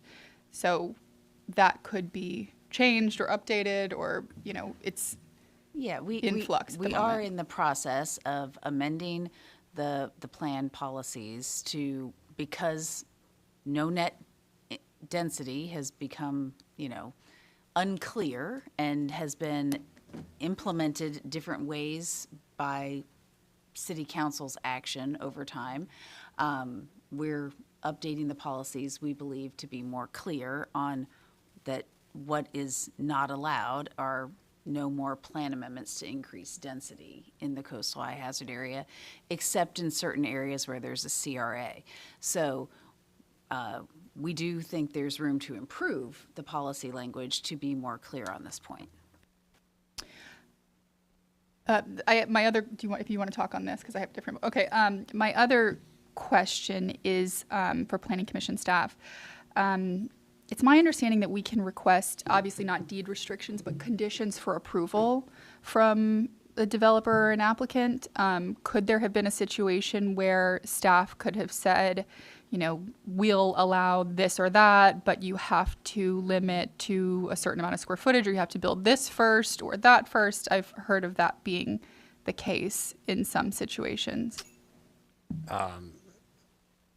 I'm not aware of there are any restrictions being placed on plan amendments. Unfortunately, at a plan amendment stage, and Mr. Robin may want to speak to it, but we don't have the opportunity to place a condition like you do as part of the zoning. Okay. Yeah. Beyond our purview. Well, I know staff does it. I just wasn't sure if you could. I wasn't sure if you could only do it at a different as part stage. of the rezoning site plan, they can put conditions. We don't have that power up here. We're just a showpiece. Commissioner Kress. Thank you. Just a couple thoughts. One, I hate that so often we hear we don't want development because of more cars. I wish we lived in a place where people could walk, bike, and take transit. And I feel like these meetings would be half the time. But that's not the reality where we live. And the biggest influencing factor for me to go along with the inconsistency ruling is that this is a historic district. And I think that really, that's where it is for me. I do agree with Commissioner Sieben that we are going to see development right around the urban core. Makes a ton of sense, but I think this site is just a little bit too much. Thank you, Commissioner Kress. Good points. I also agree with her. I guess I should say that was my major point, was the historic thing too, for my wanting to go with staff. Commissioner Bowden. Yeah, one thing that I heard one of the residents say was that, the applicants say was that after this is done, we're going to have a conversation with the community. My thought is, why not have a conversation with the community prior? And then maybe some of this could have been eliminated, or there could have been some type of compromise. Because I think having a conversation, prior to taking an action, I think sometimes helps smooth and sort of grease the skids. So that way, maybe, we wouldn't be here for an hour having this conversation. So just my thought. Commissioner Cardenas. Yeah, thinking about this and seeing everybody come up here, this is like the who's who of Tampa in here tonight. But in that same way, we have these things that are coming up before us all the time, and they're not in Hyde Park Village. They're in different neighborhoods, and they're scattered throughout all of the county. And we have a lot of people that show up for those, and we're sit here forever with people that are online, So awkwardly enough, I'm actually surprised there's not more people. With that said, that little area where this is being proposed, I do think is at some point going to change. I don't know if this is what it's going to be. I don't know if this is what makes sense there, but that little neighborhood it just doesn't sit right with those small structures, those small offices, the way that they are. I'm a little torn on this one myself, but I just want to say the change is going to happen, whether it's this development or another development, especially right in there, because those structures they don't really make sense anymore right there.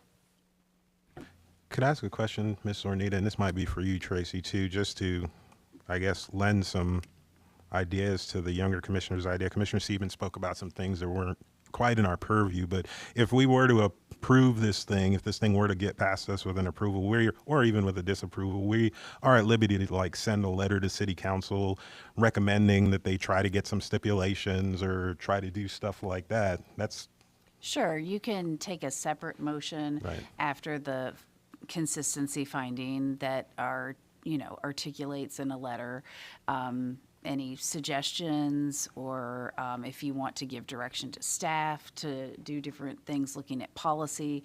There are a number of different ways, but it would just be separate from the motion on the consistency. okay. All right. Commissioner Lauk. Couple things. I mean, in the staff report, It's acknowledged that the subject site is within an urban area and identified growth area. And as I read it yesterday and I'm rereading it today, it appears like staff tied itself in a knot and ultimately hung its hat on the coastal high hazard area. And I think that may be one of the issues that has you hung up a little bit in terms of if we're going to recommend inconsistency, we should probably do it a little bit, dive a little bit deeper than just the coastal high hazard area, because as you read through the staff report with where this property is situated, the density that surrounds it and the planned growth for the area, I mean, frankly, if it wasn't Hyde Park, I think you'd be hearing a different tone from staff and some of the commissioners up here. Good points, Commissioner Lauk. The last point I would make, I'm sorry, from a historical review, the State Historical Preservation Society, local societies are going to have a lot of review into any development that ultimately happens here because of the buildings that exist nearby, not in our purview. All good points. All good points. Did you have? I saw your finger move, Ms. Ornino. Well, I would just state that I think the issue of a transition in land use from the more intensive to the east to the less intensive to the west and the southwest, in particular, it goes down to R10, just catty corner from this, was an important factor in, the review of this from a staff perspective as well. Commissioner Sieben. I know we had talked about it, maybe density bonuses or some sort of encouragement for infrastructure improvements for developers if, built wherever they're going to build, but probably in the coastal high hazard area because that's probably where we need the most infrastructure improvements. Can we make that same recommendation to the city of Tampa separately, obviously, from this, or is that not within our purview? It's only making recommendations to planning commission I mean, staff? that would be, no, you can make a recommendation that city council consider, but they don't have that type of bonus in place today. Right. So it would have to come through the plan update with the policy changes and then ultimately code changes to implement that. Right. But certainly you could articulate support for that sort of alternative approach to city council if you chose. Okay. But that would be a separate thing from this, right? You're Right. just talking about a whole separate, yeah. I'm okay. just asking.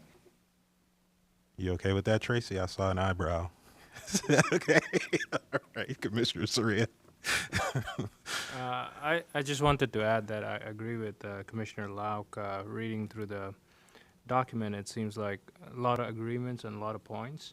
But again, it came down to the coastal high hazard and it kind of threw a curveball on me as well. That's why I had that transportation thing. It seemed like it's increasing, but in the past when I've read a lot of traffic analysis, when a commercial property is added, it reduces the number of traffic. So that was another thing. That's why I was wondering about that part. So why it was not included, but apparently City of Tampa doesn't require it.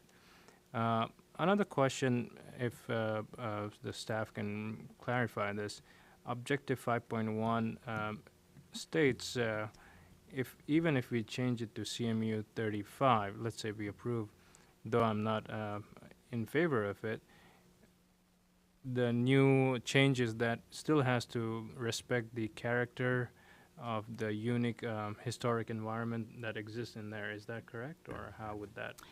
Yes, if this, whether you recommend approval or if it's approved by city council to change the land use category, the development is going to have to be reviewed by the Architectural Review Commission, and they'll have an opportunity to weigh in on that. But the maximums that they can ask for will be different. Thank you. All right. Good discussion. Are there any other thoughts, comments, questions? Just a reminder, if we are going to make a motion in opposition, we are going to need some policies to support those. So definitely have those ready. I'm going to put it out there one more time for any comments, questions, or discussions. Not seeing any at this time, then I will go on ahead and close the public comment on this one and open the floor up to motions from the commissioners. Commissioner Soria. I'd like to forward a motion that we find TA CPA 24-11 inconsistent and in agreement with the staff finding. All right, we have a motion of inconsistency finding. Commissioner Bowden? Second motion. A second to that motion of inconsistency finding by Commissioner Bowden. Are there any comments, questions, or discussions from the commissioners before we take our votes? Again, we're voting on inconsistency. So would all signify their agreement with inconsistency by saying aye? Aye. Those opposed? Nay. All right, the noes are Commissioner Lauk, Commissioner Seaman, Commissioner Cardenas, and everyone else was an aye. That's Joseph aye, Bowden aye, Saria aye, and Kress aye, and Buzza aye. So the motion carries as inconsistent 2, 4, 5 to 3. All right. Getting my math exercise today. So it's inconsistent. All right. Thank you for the information. Thank you to all the citizens who came out and spoke tonight. Please be sure to show up to City Council for this. Speak to them also. It's quite all right. All right. So next up on our agenda, excuse me. Everyone, we still have a meeting going, so if you could please exit the room quietly, it would be greatly appreciated as we move on to our next agenda item. And that would be item 2B, TACPA 24-12, Comprehensive Plan Map Amendment, 801 East 26th Avenue, and the presenter is Quinn Steele. Good evening, Commissioners. Quinn Steele, Planning Commission staff. Today I'm presenting TACPA 24-12, which is a map amendment for 801 East 26th Avenue. The amendment before you is privately initiated and small scale, covering approximately 1.61 acres, and the request is to go from the residential 20 future land use designation to the community mixed use 35. This is a general locator map. The subject site is within the Central Tampa Planning District, the East Tampa Urban Village, and the VM Ybor neighborhood. Here is an aerial photo of the subject site, which is outlined in yellow. It's located generally between North Nebraska Avenue and I-275. Just north is Boral Park. To the east, we have a daycare and a church. To the south and the west are single-family detached homes, and we have 2 lots owned by DOT. Further west across I-275 is Robles Park and Robles Park Village. Here we have a photo looking east down East 26th Avenue towards 3322 North Nebraska Avenue. On the left here is Boral Park, and on the right is the subject site. This photo looks west down East 26th Avenue towards 3321 North Taliaferro Avenue and I-275, and the subject site is here on the left. These are the properties located to the south of the subject site along East Plymouth Street and looking directly south on East 26th Avenue towards the subject site. Currently, the adopted future land use map designates this site as residential 20, which is outlined in that black border. Just north is the rec open space, which is Boral Park. To the east, we have community mixed use 35. To the south and the west, we have residential 20. As we move north and east along North Nebraska Avenue, we have community commercial 35 and residential 10. This is a map showing the proposed future land use as community mixed use 35. Currently, under the residential 20 future land use category, the site can be considered for 32 dwelling units or just over 35,000 square feet of non-residential uses, which are subject to locational criteria. Under the proposed community mixed use 35 designation, the site can be considered for 56 dwelling units or just over 140,000 square feet of residential or non-residential uses. And this would also introduce the potential for commercial general uses on the site. During our agency review, none of the agencies we contacted had any objections to the amendment.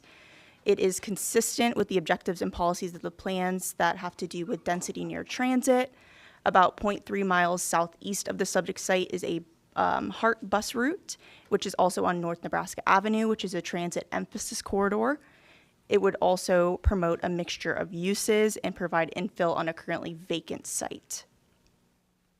Based on our analysis, the Planning Commission staff recommends that the proposed map amendment be found consistent, and I'm here to answer any questions you may have. Thank you. Does the applicant have a presentation? Yes.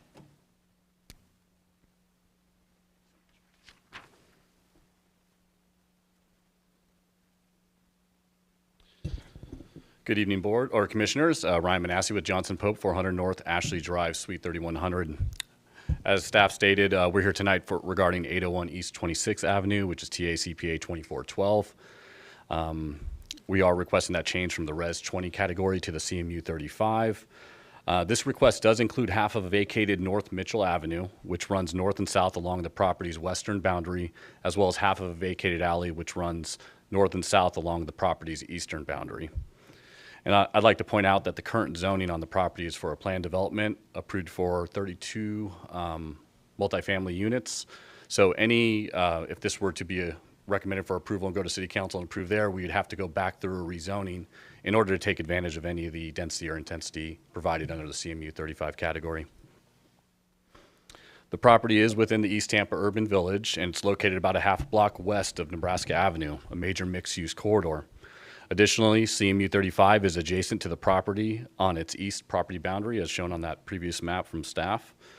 And according to the comprehensive plan, the long-term goal for the urban villages is to provide a living and possibly a working environment for those people who are looking for something that is a definite urban flavor, which uniquely belongs to Tampa, which this request could provide. The conclusion of the PC staff report, which we agree with, is that the request is consistent with the existing pattern of the land use categories in the area. Additionally, Robles Park, located a quarter-mile northeast, was approved in 2021, which mirrors this request with CMU 35 abutting the R20, making this request comparable and compatible with the neighborhood and surrounding land use classifications. Our request would allow for the potential of a mixed-use infill development within close proximity to public transportation and employment areas. Also, the request would increase the use of existing infrastructure and promote additional housing opportunities. Now, City of Tampa Planning, they review these amendments, as you know, and they utilize two criteria in their report when reviewing them. Staff identified that our request meets both criteria, and also there were no negative comments from the remaining city agencies. Now, we agree with the land use objectives or goals, objectives, and policies outlined in the staff report, and I've listed these on the next few slides. I will not read them all for you because I'm sure you guys don't want to listen to me that long, but they are in the record, and we agree with the policies outlined in the staff report as well. In closing, our request promotes reasonable expansion of the CMU 35 category in this neighborhood. The request is consistent with the comprehensive plan, comparable and compatible with the neighborhood, and consistent with the existing land uses in the area. The request is nearly identical to the Robles Park one, albeit a little bit smaller, that the Commission determined to be consistent in 2021. We are requesting that the Commission render a positive recommendation for this request to City of Tampa Council, and I'm available for any questions should you have any. Thank you. All right, we didn't have anyone sign up in the public comment for this item, so I will turn it over to the commissioners for questions, comments. No one going once, going twice. All right, then I will close the public comment on this item and open it up to motions from the commissioners. Commissioner Buzza. Thank you, Mr. Chairman. I'd like to move that we find CPA 24-12 consistent with the Tampa Comprehensive Plan forward on the Tampa City Council. All right, Commissioner Lauk. Second. All right, we have a motion of consistency finding by Commissioner Buzza, a second to that motion by Commissioner Lauk. Are any questions or comments from the commissioners before we vote? Seeing none, then would all signify their agreement by saying aye. Aye. Those opposed? Motion carries unanimously. Thank you, Commissioners. Thank you. All right. And that is the end of our City of Tampa. Oh, yes. Hi. Mr. Seaman. Okay. Can I make a motion for the city thing? Oh, to make a, yeah. Okay. Can I make a motion that we recommend that the city consider, or that we recommend to city staff to allow density bonuses or increases in the coastal high hazard area where the developer agrees to construct or invest in certain infrastructure improvements for the surrounding area? A letter to City Council. A letter. Right. So we have, Can I do this? Given the context of this and the place it's occurring in the meeting, I'm assuming that this is unrelated to any planning any plan amendment that's been considered or being considered this evening. Is that correct? Yeah, we mentioned this before Yeah. I this just wanted to meeting clarify. began. Yeah, he's just clarifying Right, for the record. right, yes, Yeah. for the record. All right, so we have a motion for a letter to Tampa City Council looking at, what is it? Recommending that city staff consider allowing density bonuses or increases in the coastal high hazard area where the developer agrees to construct or invest in certain infrastructure improvements that the city deems appropriate for the development of the surrounding area. Okay. Is there a second out there? We're going to need a second for that motion.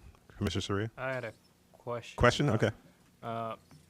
Though it's a letter which allows for increased density, is that something we'll have to discuss further down the road, or is just for them to get that started, that discussion started? Right. Absolutely. If the city chose to pursue what is recommended in the letter, it would have to come back through plan amendments and land development code amendments before this board for approval. So you'd get to see like the amount of density increase and things Okay. like that. Yeah, because if they say, oh, yeah, well, invest in infrastructure, but that doesn't really help to improve or make things better in the coastal high hazard, that kind of defeats the purpose. So just wanted a clarification on that. Okay. All right, we still have a motion to the floor that needs a second. I'll second that. All right, we have a motion and a second by Commissioner Kress. We have to take a vote on this, right, Tracy? Official vote. All right. So we have a motion to send that letter to City Council and a second by Commissioner Kress. Any questions or clarifications before we take our vote here? Not seeing any, then we'll all signify their agreement by saying aye. Aye. Those opposed? Motion carries unanimously. All right. So you're going to put that together and I assume circulate it amongst us for approval or something, or you just write it and send it, or how does this?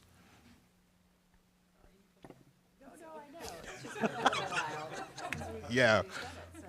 Well, typically, the way it's been done, and historically, the way it's been done is for staff to prepare the letter for the chair's review and signature. So, yes. I wish I would have knew that before I voted. Why didn't you? No, I'm just kidding. I'm still in approval of it. All right. Sounds good. We'll look at the closed captioning to make sure we've captured it correctly. Correctly. Okay. All right. So with that, then our City of Tampa public hearing is adjourned. And I will read us into, and that was 7:08 p.m. We adjourned that, and I will read us into our public hearing for Hillsborough County plan amendments. So welcome to the November 18th, 2024 public hearing on the Planning Commission on Hillsborough County Comprehensive Plan Amendments. We thank you for attending this meeting. Your comments and participation are encouraged. For those attending in person and wishing to speak on any agenda item, please sign the register at the rear of the room and turn off any devices that may be a distraction. To minimize feedback in the audio, all online participants in the meeting will be muted until it is their opportunity to speak. Planning commissioners should unmute themselves to indicate that they would like to speak. Please be sure to state your name at the beginning of your remarks for the benefit of the clerk. There will be an opportunity for members of the public to provide comments. When your name is called, you will be unmuted when it is your turn to speak. Please wait until the chair calls on you to begin speaking. State your name at the beginning of your comments and adhere to the time limits. If anyone has difficulties or is watching via HTV and would like to provide comments to be included in the record for the local government hearing, please email them to planner@plancom.org. For those of you who are not familiar with our process, the meeting will be conducted as follows. The agenda item will be introduced. Staff will give their presentation with a 15-minute time limit. The applicant will be given the opportunity to make a presentation with a 15-minute time limit. Following presentations, members of the public may address the Planning Commission when recognized by the chairman. Public comment will be heard for 3 minutes per person. The applicant will be afforded a 3-minute period for rebuttal or response. Planning commissioners will then ask questions. Public comment will be closed. Then upon a motion, a second, and discussion, a vote will be taken. To all participants, please note that tonight's hearing concerns proposed changes to the comprehensive plan. Presentations should not include matters related to zoning applications and site plans that are not before the commission. Zoning conditions are not relevant to plan amendments and may not be considered by the Planning Commission. The Planning Commission's purview in making a recommendation is limited to consistency or inconsistency with the comprehensive plan. And with that, I'd like to ask the clerk to please call roll. Good evening. Bowden, Here. Buzza, Cardenas, Here. Kona, Fernandez, Kress, Lauk, Saria, Here. Sieben, Orton, Here. Rodriguez, Here. Buzza. I'm sorry, Joseph. Here. I apologize. You have a quorum, sir. Thank you. All right. First up, we have agenda item 2A, HCCPA 23-20, Comprehensive Plan Map Amendment, 1322 East Dr. Martin Luther King Jr. Boulevard, and the presenter is David Hay. Good evening, Commissioners. David Hay with your Planning Commission staff. Again, that next item is 2320 for unincorporated Hillsborough County. This may look familiar to some of you. This request was in front of you, I believe, in April, and there was some discussion then. You all continued the item for the applicant to get with the neighborhood. I believe they were able to have some communication with the neighborhood, but there are no changes proposed to the request. So I'll go through the presentation. This is a privately initiated, is small scale. It's approximately 4.83 acres. Currently, the subject site has a future land use designation of residential 1, and the applicant is looking to go to that light industrial planned future land use category. Here is the general location of the site. It is located within the rural area. It is located in the Seffner Mango Community Plan, and it is located within a wellhead protection zone. Here we have the aerial. This blue line is the urban service boundary, so everything on the south side of Dr. Martin Luther King Jr. Boulevard is within the urban service area. This is the rural area up here. As you could see, there's some existing light industrial uses immediately to the east. There are vacant lots and some single-family detached residential to the west and also to the north, especially along Vinekeeper Court, which is this area right up here. Here we'll take a few pictures around the site. This is the view of the site from East Dr. Martin Luther King Jr. Boulevard. We're looking north. Here we're looking west down East Dr. Martin Luther King Jr. Boulevard, so the subject site is on the right. There's the railroad tracks that run on the south side. That's the demarcation line with the urban service area. So everything on the other side of those railroad tracks is in the urban service area. Here we're looking east down Dr. Martin Luther King Jr. Boulevard. Again, the subject site would be on the left. Again, the railroad tracks running alongside the road. We put our camera over the site. This picture is originally from that April time frame. We were scheduled to go back out during the hurricane, but we weren't able to. But this is from April. This is the view of the subject site, western boundary of the subject site.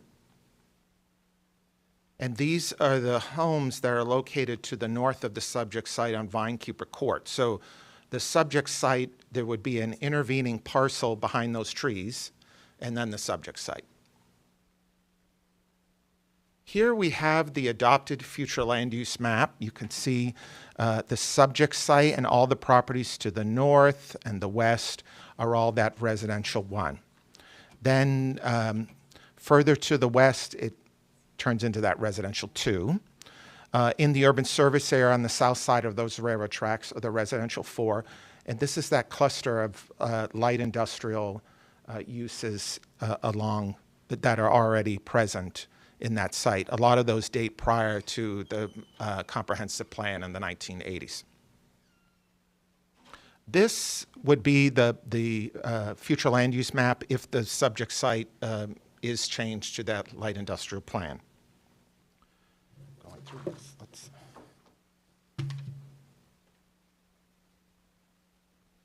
All right, so under that the existing residential 1, 4 dwelling units can be considered. or a maximum of 52,590 square feet of non-residential uses. Those are usually general commercial type uses, and they would need to meet commercial locational criteria. Under the light industrial plan, the residential component consideration is removed, but the light industrial and non-residential square footage does go up, potentially can be considered up to 157,796 square feet. Your Planning Commission staff has reviewed the proposed request and the adopted comprehensive plan policies and has found the request inconsistent with numerous comprehensive plan objectives and policies. Objective 4 of the future land use element establishes that the rural areas shall provide areas for long-term agricultural uses and large lot, low-density rural residential uses which can exist without the threat of urban or suburban encroachment. The proposed change would allow for urban encroachment into the low-density residential areas to the west and north and would eliminate residential uses from being considered on the subject site. It is therefore inconsistent with the intent of FLU Objective 4. Planning Commission acknowledges the light industrial plan future land use designation located east of the subject site.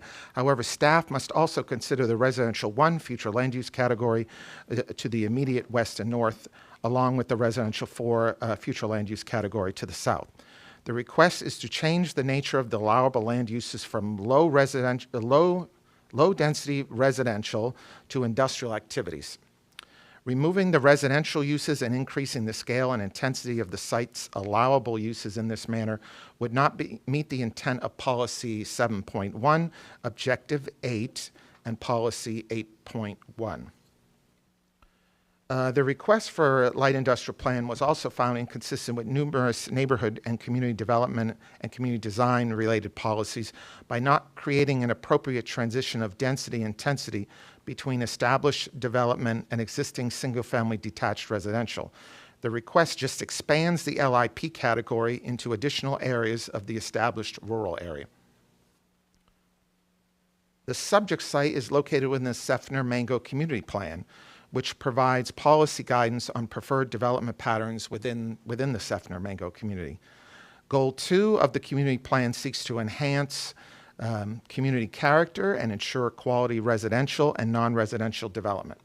To meet this goal, the community plan discourages commercial encroachment into the residential areas between US 92 and Dr. Martin Luther King Jr. Boulevard.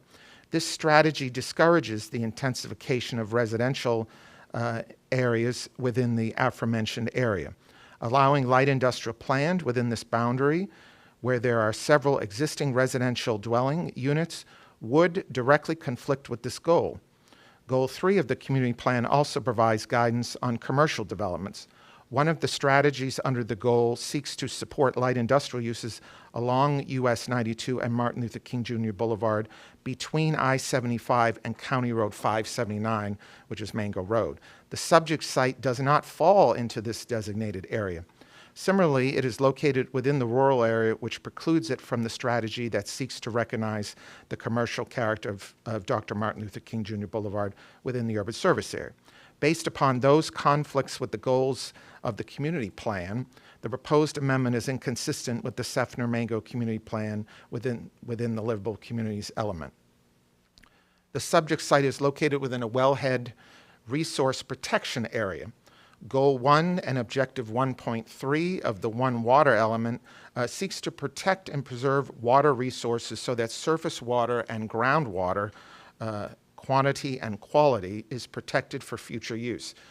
Per Policy 1.3.9 of the One Water element, new developments within the wellhead resource protection areas are subject to all regulations, criteria, standards, methodologies, and procedures designed to prevent the potential degradation of public potable water supplies. Policy 1.3.12 restricts additional areas of industrial land uses within the wellhead resource protection areas. The request directly conflicts with this policy direction. So, Based on all those considerations, the Planning Commission staff is recommending to you all this evening that this proposed map amendment be found inconsistent with the goals, objectives, and policies of the unincorporated Hillsborough County Comprehensive Plan. That concludes my presentation. I'm available if you have any questions. Does the applicant have a presentation? I think they do.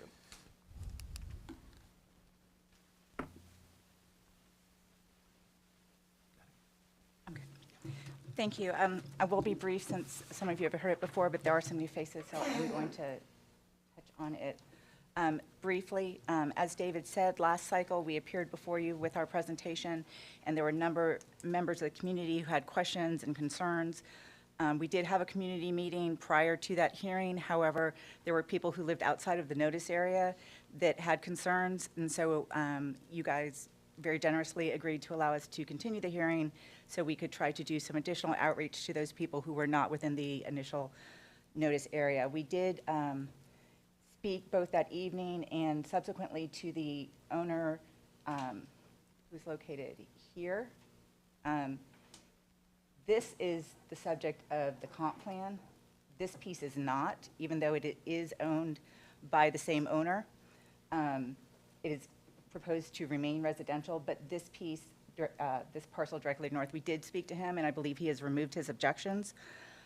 We did have a couple of community meetings, and we had 6 additional people attend those to try to explain what was going on. There's been a lot of misinformation that's been out there about what this proposal does and does not do, and so we tried to clarify that. There are still objections today. There are some people who told us they were not interested in speaking to us, and I cannot make them speak to us, but we did do our best at expanding the notice area, having outreach, and to anyone who would give me their information, I did try to call them or email them, anyone who was generous enough to do that. So briefly to remind you, to the east of the subject parcel, this is also owned by my client or my client's companies. And that is a parcel that has been in my client's families since 1992 as a vehicular recycling. The vehicular recycling does not occur on premise. That would be heavy industrial. This is a use where they disassemble the vehicles. Prior to 1992, it was a similar sort of use. I don't know if it was a junkyard or vehicular recycling, but it was something that was more of an industrial nature. These are also over this way, have been industrial since about the 80s. This area had a manufacturing zoning district on it in the 80s, which is the most intense zoning district that the county has. When the first comprehensive plan came through, it painted with a broad brush and reduced this entire area to low suburban density. And because of that, when they went through zoning conformance, the manufacturing zoning district that they had was reduced to commercial general, making all these light industrial uses non-conforming. At that time, these properties went to the Board of County Commissioners and objected. They did not notice when the comprehensive plan went into effect. They didn't understand what was happening then, but when the zoning went through, they understood. So they went back to the Board of County Commissioners, and the Board of County Commissioners made a motion that the Planning Commission come back and change it to a more appropriate category that would allow them to be conforming. And that category that came back was light industrial plan. The light industrial planned zoning district is a unique zoning district in that it requires you to have a planned development to implement some strategies. It specifically says it is for areas that an industrial use may not be appropriate. However, through a planned development and through the planned development strategies, either limitations of uses or buffers and screenings or a combination thereof, you could make that particular parcel appropriate for some sort of more intense use. In 1998, the subject parcel over here was purchased and put to a commercial type use. It was a commercial landscaping and irrigation business where they kept the commercial equipment on site. That operated there for 10 years until the owner unfortunately became ill. He asked my client whether or not he would consider purchasing it so that the gentleman could continue to provide for his family after his death. My client did buy it to continue the use of it as open storage. Except it would be open storage for his vehicles as opposed to the commercial landscaping business. My client used it for 10 years. He had multiple contact with the county and county code enforcement. Nobody told him his use was illegal. until he was cited recently for the use. Open storage is not allowed in the ASC1 unless it's tied to an ag use. And apparently the county considered this very commercial intensive landscaping and irrigation business to be agricultural, and therefore it was allowed to be open storage. The LIP comp plan will allow us to utilize the PD to limit the uses to non-industrial uses. So this portion over here is going to remain as the use it is today, which is light industrial with the vehicular recycling. So the vehicles come in here, they're disassembled, the fluid is contained, everything is shipped off to certified recycling places, which is voluntary. It's not required to do that. And this is going to remain as it is today with open storage. Through the use of the PD, we are bringing in this parcel, and it's going to remain an open buffer. And this is about 200 feet. And this parcel over here, we are going to push further from the property line, an additional 100 feet. What is required under the county rules is 30 feet. And we will be doing 30 feet along the western border, as well as the 6-foot masonry wall and the plantings that is required. We do believe that we actually do meet Objective 16 with all the neighborhood protections, because with this unique planning category that we have, we are required and allowed to utilize the PD to do the buffers and the screen to ensure the compatibility with the surrounding areas. I know that there's a lot of people that want to talk, so I'm going to end my portion of the presentation and listen. Thank you. Could you state your name for the record? I apologize. I thought I did. Rebecca Kurt, 400 North Tampa Street, Brooks, Rocha. Thank you. Thank you. All right.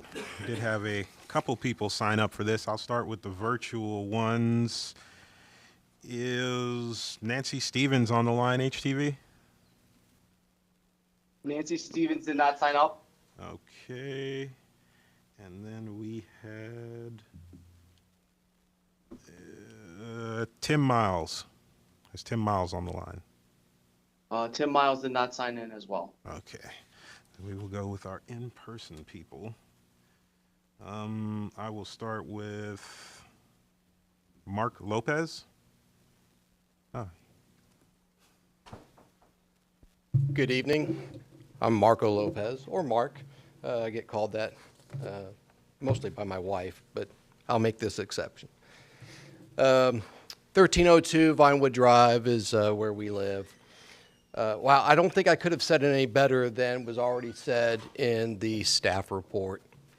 I cited all those same things. So the proposed plan amendment, which is requesting increased commercial industrial intensity to a light industrial level, and adjacent to, and is also adjacent to two other properties which are actually coded CG, and one of those other properties is an ASC1 property. So the amendment plan is actually lending itself to changing that entire dynamic for that entire 4 parcels. These items, they pose a threat to the quality of life for the residents and the surrounding community. While I appreciate the need for our commercial and industrial businesses in our community, I greatly appreciate the fact that there are codes and plans and policies and laws established to ensure that our industrial operations do not become a nuisance or a detriment to our surrounding community.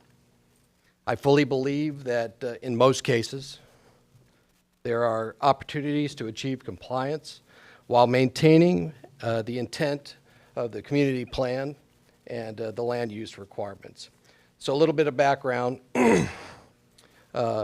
In or around 1998, I'd say 1996 to 1998, the subject property that's listed here, which is 4.83 acres at 1322 East Martin Luther King Boulevard, was designated agricultural residential land use and still is to this day. The property was purchased by American Land Holdings, as we know. I show that is in 2012. According to county records, that date could be off by a couple of years, of course, based upon testimony from the lawyer. For the last 11 years, we see no attempt on record was made to request amendment of the community plan. No attempt on record was made to adjust that or change any of the land use. That is until we noticed, until it got too noisy, it got too bright, and it got too big. This inaction is the purest definition, in my opinion, of encroachment and demonstrates disregard for the plan. All right, Mr. Lopez, we're going to have to ask you to wrap it up. Sure. We got a couple people after you here. Sure. Demonstrates disregard for the county plans, policies, and laws. So I'm asking you to please go with the report's recommendation for inconsistent. Thank you. Thanks. All right, next up, we have Elaine Lopez.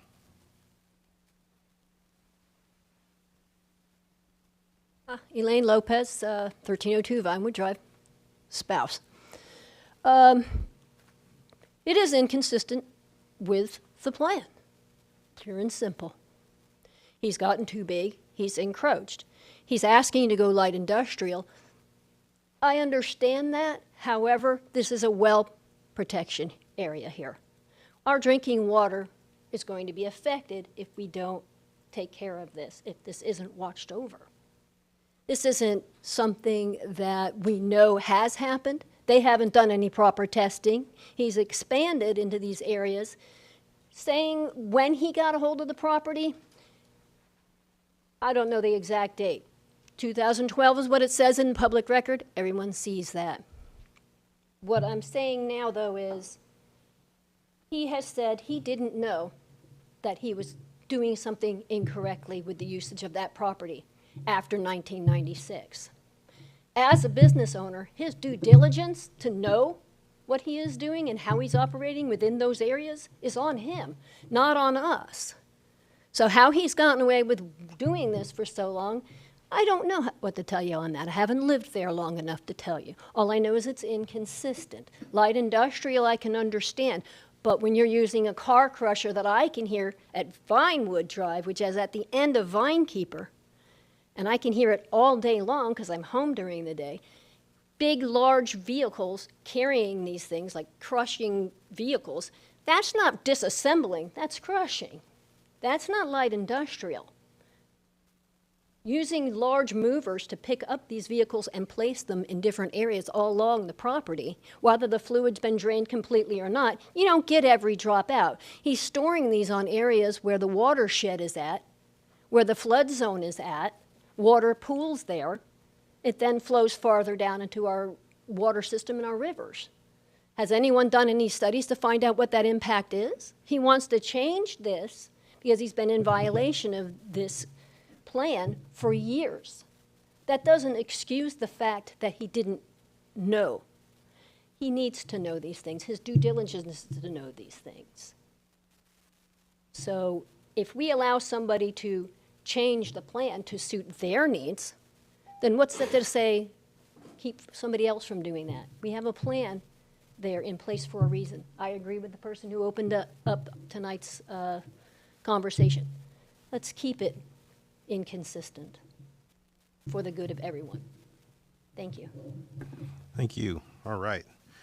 Next up, we have Grace McComas.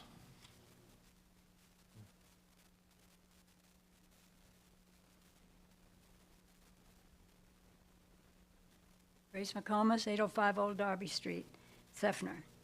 I'm here to oppose this amendment, obviously. David Hayes said just about everything that I have on my paper. I try not to be redundant, but it's going to be hard to say anything because I'm going to lose my track. Also, Mark and his wife have said a lot of the things I have on here too, so I'll try and make it consistent. I'm here in opposition because I'm one of the framers of the Seffner Mango Community Plan, and I'm here to protect that community plan and the comprehensive plan. I don't live in the immediate area, but I live in Hillsborough County, and everybody in Hillsborough and its surrounding counties on Tampa Bay can be directly affected by approval of this request. Sefner's #1 goal is to protect its wetlands, watershed, and environment. This property is in the Pemberton Creek watershed, 100-year floodplain, and the Wellhead Resource Protection Area, which includes 7 rivers and 20 lakes and many properties along the way to Tampa Bay.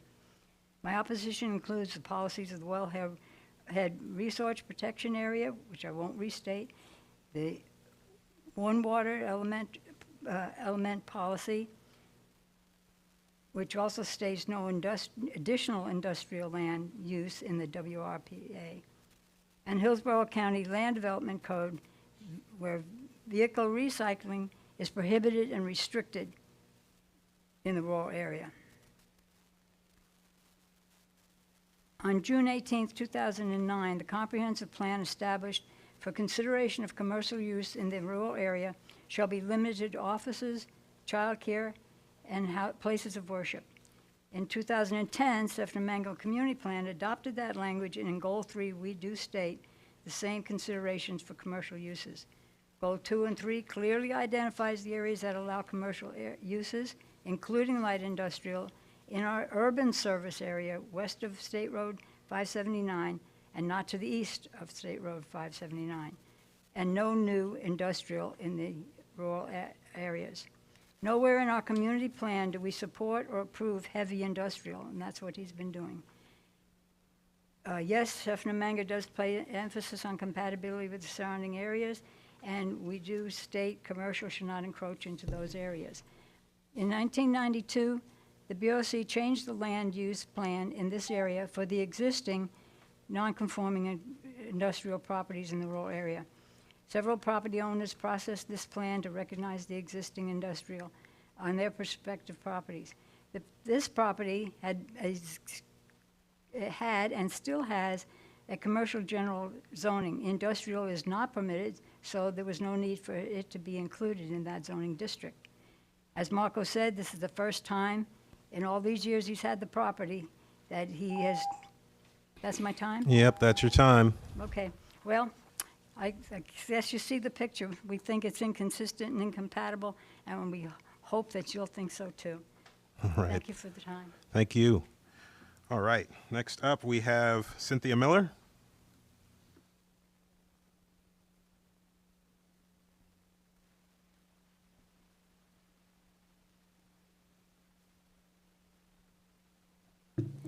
My name is Cynthia Miller, and I live on Chastain Road, 814.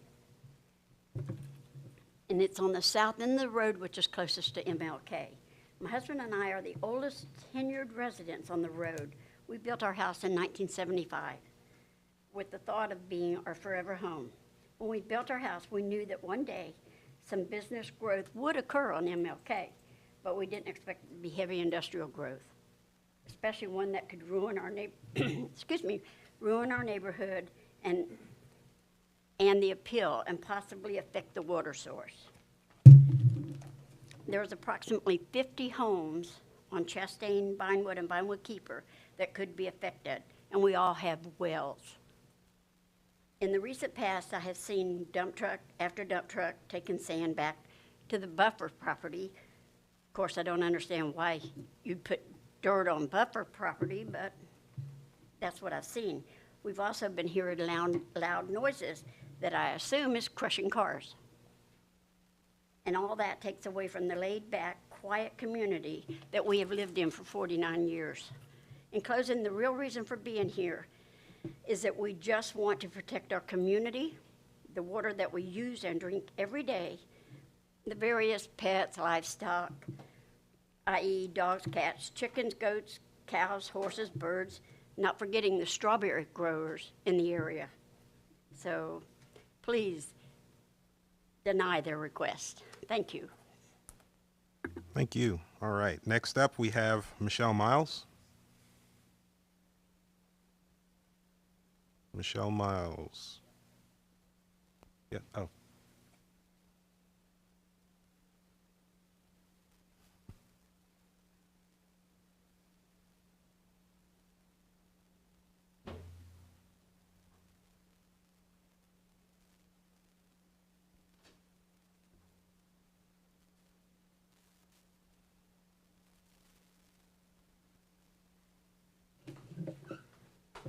Thank you very much.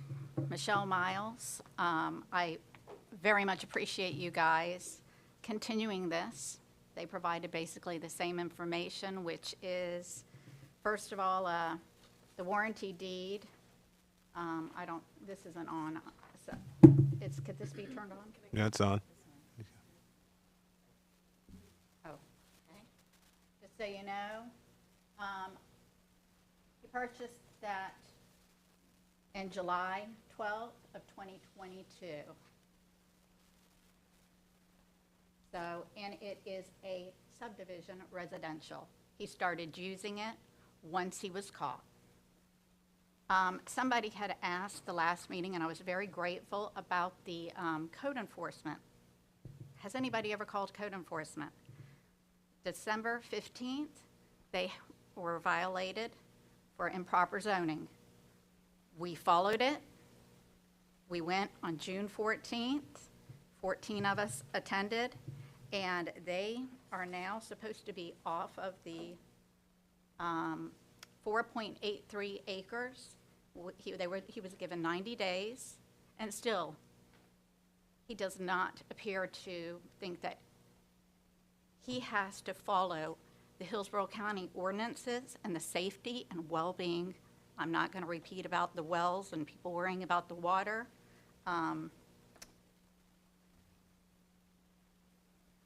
Ms. Kurt claims or thinks that he has followed all of the permitting process. I contacted SwiftMud on April 3rd or April 5th. Oh, you can't see it? Can you tell me how to do this again? Oh, patience, right? Okay. So on April 5th, he was told, you need to stop clearing and compacting. Oops. On April 5th, he was told he needed to stop clearing and compacting 5.6 acres, which was the 4.83, plus the residential that he bought in 2022.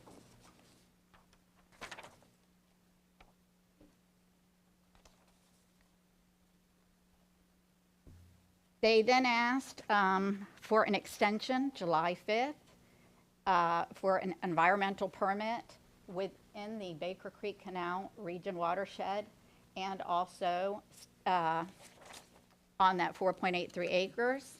They have not yet submitted it. He doesn't believe he needs to. This is the last picture I want to show. Cindy spoke to you and talked about the clearing on April 18th. Ms. Miles, that's your time. I'm going to have to ask you to wrap it up. Okay. You can see he is bringing in dirt. Even though he's been told to stop, this man thinks he has no rules.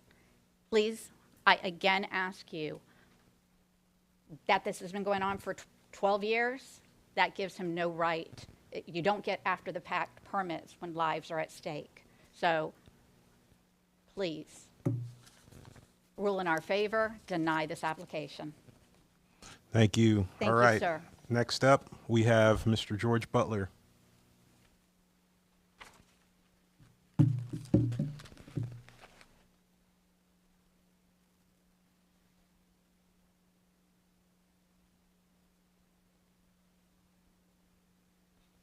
Hi, I'm George Butler, 1224 East Dr. King, next door to the west of the property we're talking about. And there's no slowdown of any kind there. And he did move his cars off my property after the April meeting, but his fences at the north and the south side are still on my property. And there has not been any, I mean, I hear vehicles moving stuff around over there, and it's been going on like that for years. And I'm just asking to please turn this down and make him do his, but thank you for your time. Thank you. All right. I think that is all we had sign up in the public comment. So I will turn it back over to Ms. Kurt for a 3-minute period of response. I will be very brief. I just want to do a couple clarifications. The 2022 deed that she showed was for the parcel that is not subject to this, the parcel that's subject to this was purchased in 2012. That 2022 piece was purchased to be a buffer between this parcel and the neighborhoods to the north, and that is what's shown on the rezoning plan that we have going forward with this case. The car crusher is on the site that is not part of this comprehensive plan amendment. It's on the original site that already has an LIP and has been existing since the 90s. This site, it says that there's no testing for stormwater. They do have a state stormwater permit, which requires periodic testing, which is done. There was a complaint made to SwiftMud, and he has an engineer for this particular parcel, because when you drive cars over that can compact the land. And so he's met on site with SwiftMud, and his engineer is in contact with SwiftMud to try to determine what, if any, mitigation they need. And when SwiftMud was on site, I was spoken to the attorney that's representing on that. He said that SwiftMud was in general very pleased with the way that the site is being operated and the buffer area that could be used if any mitigation is in fact needed. We're not proposing any industrial uses on this portion. We're limiting it strictly to the commercial open storage. And if this passes, if this rezoning passes, we are actually going to be limiting what is going on the LIP portion that's already LIP. We're going to be reorienting the car crusher, limiting the hours of operation for the equipment with the lights and the noises, because those were the concerns we heard from the residents. There's concerns about water quality issues out there, but again, we are being monitored by the state. We do third-party independent testing across the site that then has to be submitted to the state. And this is a piece of property directly adjacent to existing LIP that has been there before the comprehensive plan went into effect. It is adjacent to MLK, which is being widened to a 6-lane state principal arterial roadway. It's currently 2 lanes. It's going to feel very, very different in the very, very near future. They've already done the taking for it. So finally, I would just like to say that we're not requesting any industrial uses on the subject parcel, but just to allow it has been operating for 12 years, and with some significant additional buffers and limitations on the overall site. Thank you. Appreciate your time. Thank you. All right. So over to the commissioners for discussions on this one. And I'll remind everyone again that it's inconsistent. And if we're going against staff, you're definitely going to need some policies to go with this one. So let's be thinking about that.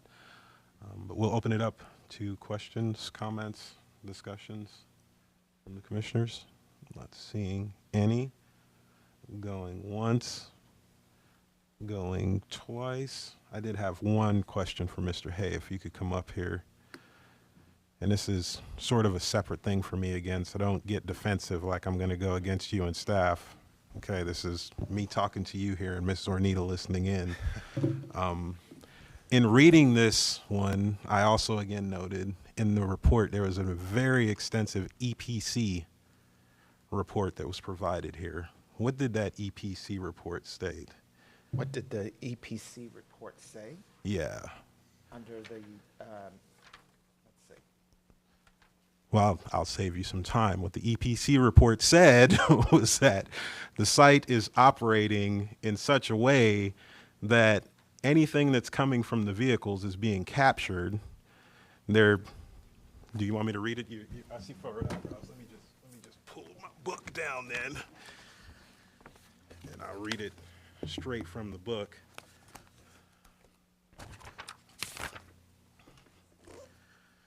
Quote from the investigation summary from the Environmental Protection Commission of Hillsborough County. Mr. Kara and American Import Used Auto Parts staff have done an excellent job at ensuring the waste generated from their facility does not contaminate the environment. All Green Yard BMPs have been verified to be implemented, and the facility shall retain their original certification from the EPC. The complaint that was filed against them with the EPC was closed with the following disposition, that it was unsubstantiated. Now again, the reason I bring this up is not to find this consistent. It's because you've presented information, and I've heard the community very worried about their water. It worries me that as an agency, we're not bringing this information to the community. Instead, we're talking about One Water and how this thing could negatively impact the area. So it seems to me there's a discrepancy there, and it's, again, coming from Planning Commission staff. Well, to clarify, Commissioner, that was submitted by the applicant. That's not directly, that is not transmitted to us. That was from a separate investigation about a complaint that was occurring, that was allegedly occurring on site. Your staff is not involved in those investigations. We can only look at the comprehensive plan policies and the review comments that are provided by EPC in the packet. So that was in response from the applicant wanting to address and putting in the record some of the investigations that have been occurring on the site. So that is why that is not referenced in the report, because again, we can only look at when the agency review comments go out and their responses to the agency review. Just like we do not get involved in code enforcement issues. That is not, those things can all occur in a different realm. So that's how that is kept over there. I would just simply add that that is responsive to the existing use that is on the site today. And what we're considering is the full range of light industrial uses that could be considered under the land use category. And some of those may be different than what they are doing today and may have different impacts and speak to the fact that in the One Water element, certain light industrial uses are precluded. So we have to consider that they may change, if they get the land use category, they may change to other uses that may have different impacts than what is there today. I'm not denying any of that. Again, my issue is when I hear members of the community who are greatly concerned, and there's a lot of information being thrown around in the air, and again, highlighted right here in my packet in this giant book that I get and read through every page of, is specifically what I just read, and then you're standing here telling me that in another realm, this thing exists. Well, I think that you're correct. What the EPC found is that the existing use did not have an adverse impact. And yes, the public has access to all of that information. We're looking at it going forward, future uses, whether or not they could have a potential impact. And some of them could and some of them might not. But we're looking at the whole of the light industrial range of uses, not just the specific use that they're doing today on the site. All right, it's a strange little game staff is playing. I don't know. Like I said with the last one, I have no intent of not supporting staff on this. You know, from the outset, I was going to support you.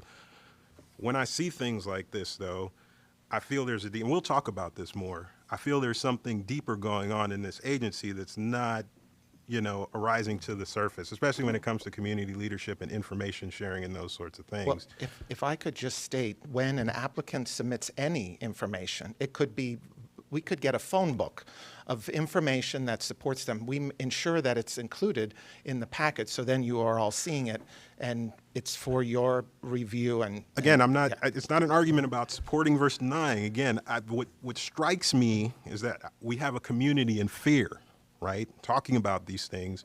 And as an agency of leadership, it seems to me we should be allaying some of these fears where we can. And instead of that, we just sit quietly, like mum's the word, letting these things go on, you know what I mean? And that's I guess our staff report is a review of the change to the light industrial plan. So that is what we're providing. We're not hiding this, but for us to say in our staff report that to tie it to the existing use and not look at the full future uses seems like we would not be then doing our job. Well, I didn't say it had to be done in the staff report necessarily.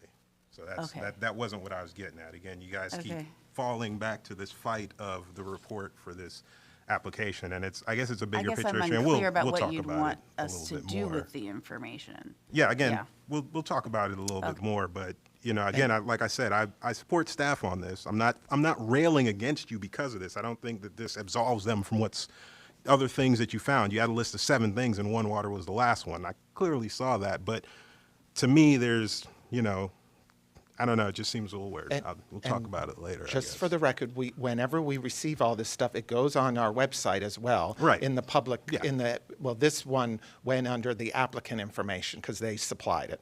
So we try to be as transparent as possible. All right.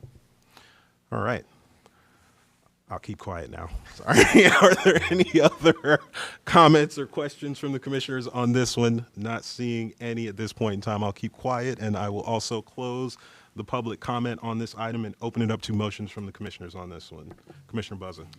Thank you, Mr. Chairman. I'd like to move we find HCCPA 23-20 inconsistent with the county comprehensive plan for under the county commissioners. All right, Commissioner Loud. All right, we have a motion of inconsistency finding by Commissioner Buzza, a second to that inconsistency finding by Commissioner Lout. Are there any questions or comments from the commissioners?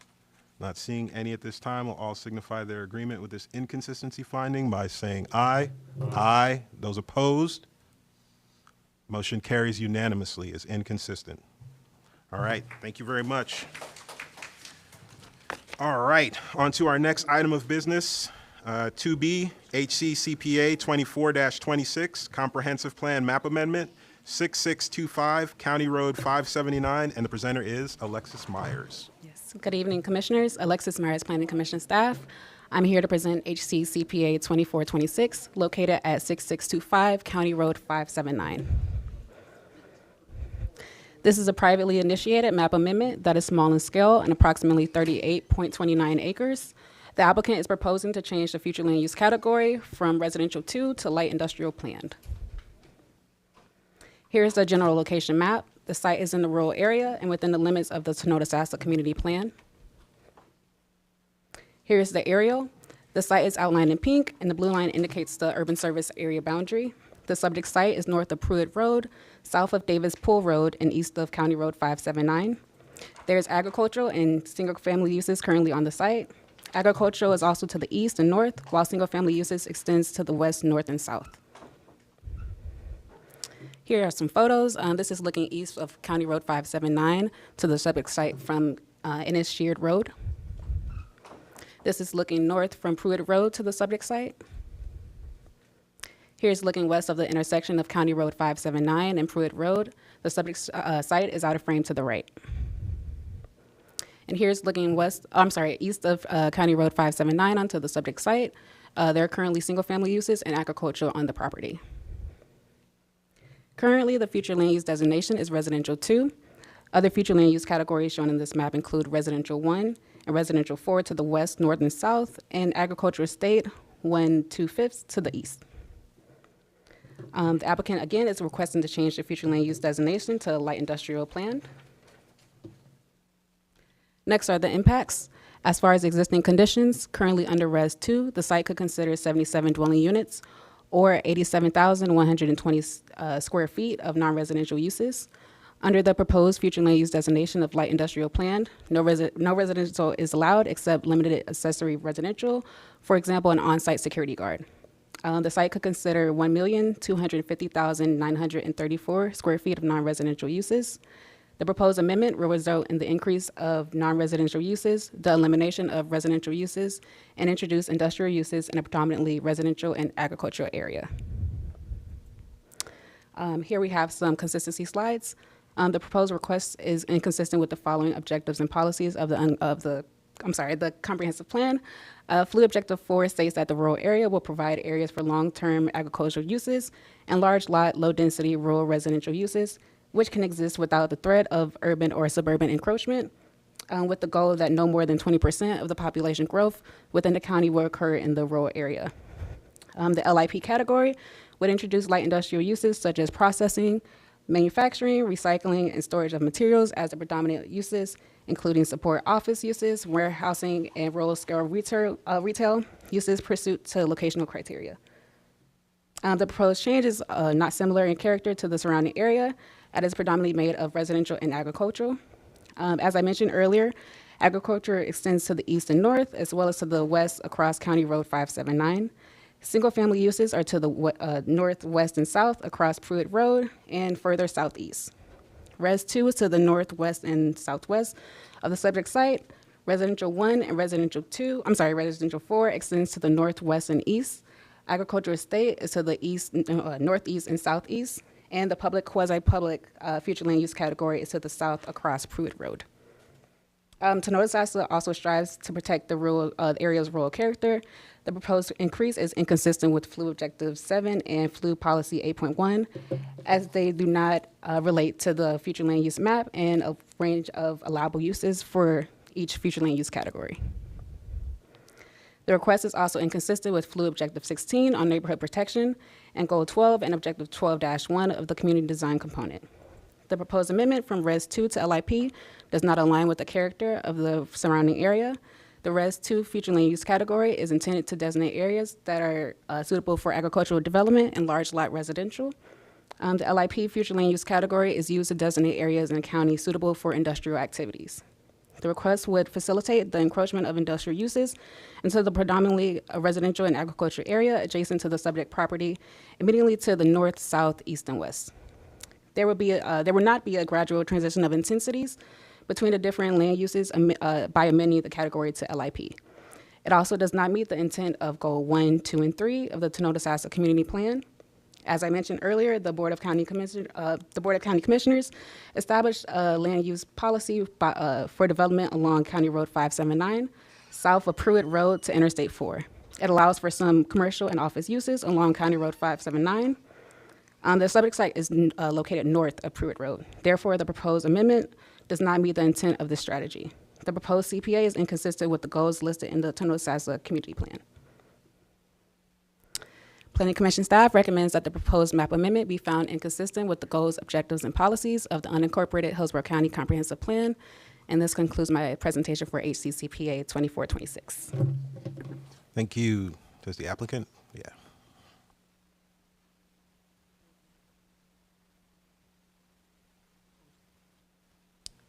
No, you had it up. That was up.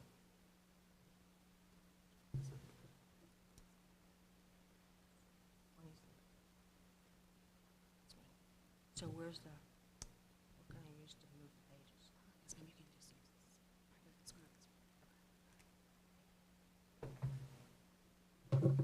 this. Good evening, Commissioners. My name is Gina Grimes. I'm an attorney with the law firm of Bradley, Arendt, Bolton Cummings, 1001 Water Street, Suite 1000. And I'm here tonight representing Provident Partners Real Estate, and they are the applicant on this comp plan amendment to LIP. As you heard from the staff, they made a recommendation of inconsistent with the comprehensive plan. And I'm sorry, let me move. They've made a recommendation of inconsistent with the comprehensive plan. And I've listed on here several reasons why we respectfully disagree with that recommendation. But I think it's easier to just classify these points into 3 reasons that we think that this LIP comp plan amendment is appropriate. And the first is that the existing uses along County Road 579, also known as Mango Road, already include several heavy commercial and light industrial and heavy industrial uses. So the staff's classification of this as a rural, agricultural, and residential area, we don't believe is accurate. The second reason that we think this LIP comp plan amendment is appropriate is because of the existing uses at this location, and not just on the subject site, but north and south of Pruitt Road along 579, make this LIP category precisely appropriate for this site, and I'll explain more about that a little bit later. And the third reason that we think the LIP comp plan amendment is appropriate is the history and the trend of the uses in this area along Mango Road have been steadily trending towards commercial, heavy commercial, and industrial uses. So when you look at the subject, before I get into those 3 reasons, I want you to just go back and take a quick look at the subject property. As you can see, between the 2 parcels that comprise the subject property, they total 38 acres. And the size of the site is really important, 38 acres. The reason it's important is because it allows us, as part of the required plan development that goes along with the LIP, as you know, as from the last presentation, LIP is light industrial plan, must have a plan development site plan that goes with it. So This large site allows us, through the PD process, to institute large setbacks. It allows us also to institute compatibility, buffer compatibility measures, and also by spreading the development out over almost 40 acres, we're able to lower the FAR. Lastly, also, the large site gives us the ability to donate right-of-way for transportation improvements. Hillsborough County has funded in their CIP a major intersection improvement for Pruitt Road and Mango Road. And as part of our rezoning process, we are involved with the county and are going to be doing a major part of that road improvement work, as well as donating the right-of-way. So let's go to the first of the three reasons why this comp plan amendment should be approved, and that is that we think that not only the existing land use map, but the way the staff has characterized this area doesn't accurately reflect the actual uses that are on the ground in this area. And the first example of that is the subject property. The subject property is owned by Florida Biosolids, and it's operated as a sewage septic treatment facility. You probably couldn't tell that from the pictures the staff showed you, but I'm about to show you what this facility actually looks like. Because it's designated by Hillsborough County as an agricultural use, it's shown on the existing use map as agricultural, but it's far from agriculture, as you're going to see. When you pull into the site where the trucks pull in, they pull up to this gate, and they move forward, and they bring in the sewage, and from there, the sewage is pumped into these containers, and then from there, it's distributed throughout the site, and the liquids are separated from the solids. And you can see this is far from an agricultural type use. It's really more like an industrial type use, including the buildings, including the machinery. And then what happens is, after the solids are separated, the solids are, and you can see in the picture on the left, the solids are then deposited into big trucks, then take the sewage solids off-site, and I believe they're used in some sort of fertilizer. So that's just one example of where the existing use map says this is an agricultural use, and as you can see, it's far from an agricultural use. The other example of a mischaracterization we think of the existing uses is on the site right next door. This is the second example. It is classified on the existing use map as water and agricultural. Again, you can see it's far from that. It's a yard trash processing facility. What happens is they bring in yard trash debris to this site. It is separated, and then it is piled in these long piles that you see. From there, it's composted and turned, and it's eventually turned into soil, which actually is a really productive type use, but it's not an agricultural use. This is more like a commercial or industrial use. And from there, that soil is then transported in large trucks and taken off-site. So these are just two examples of where we don't think that the characterization of the area is accurate. And here you can see on the existing use map, this is the Planning Commission's use map, you can see that the subject parcel in black, it's shown as agricultural, and right next door, with the yard trash processing facility, again, shown as water and agricultural. And it's not just these two particular sites that we think were mischaracterized. So what this required us to do, or what we decided to do, was we decided to look at a broader area than just these two. And what we did was we created a map that has various different commercial and industrial uses all up and down County Road 579. The first one, site number 1, and I don't have a cursor so I can't point to it for you, but site number 1 is a 25-acre concrete manufacturing plant that's a quarter mile away from the site. Site number 2, to the south of the parcel, is a 300,000 square foot warehouse distribution facility, also a quarter mile away. Then next to that, to the east of that, Site 3, 179-acre county landfill. That's the Taylor Road landfill. It's also a Superfund site. So it's marked on the existing use map as public, semi-public, like a park would be, but it's far from a park-like use. Site number 4 is a 19-acre Florida gas transmission facility. It's also on 579, just north of the site. You see it at the top of the screen.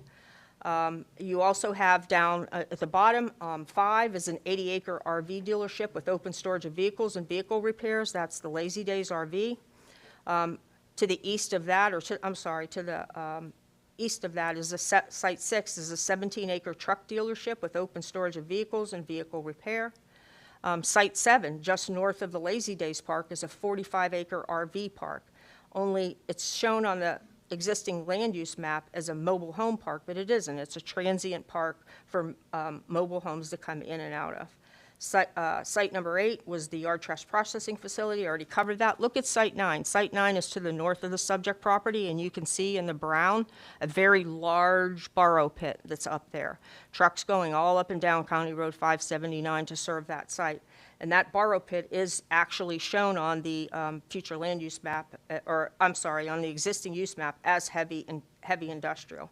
Then back down to the south again, 10 is 2 hotels at the intersection of Mango Road and the interstate.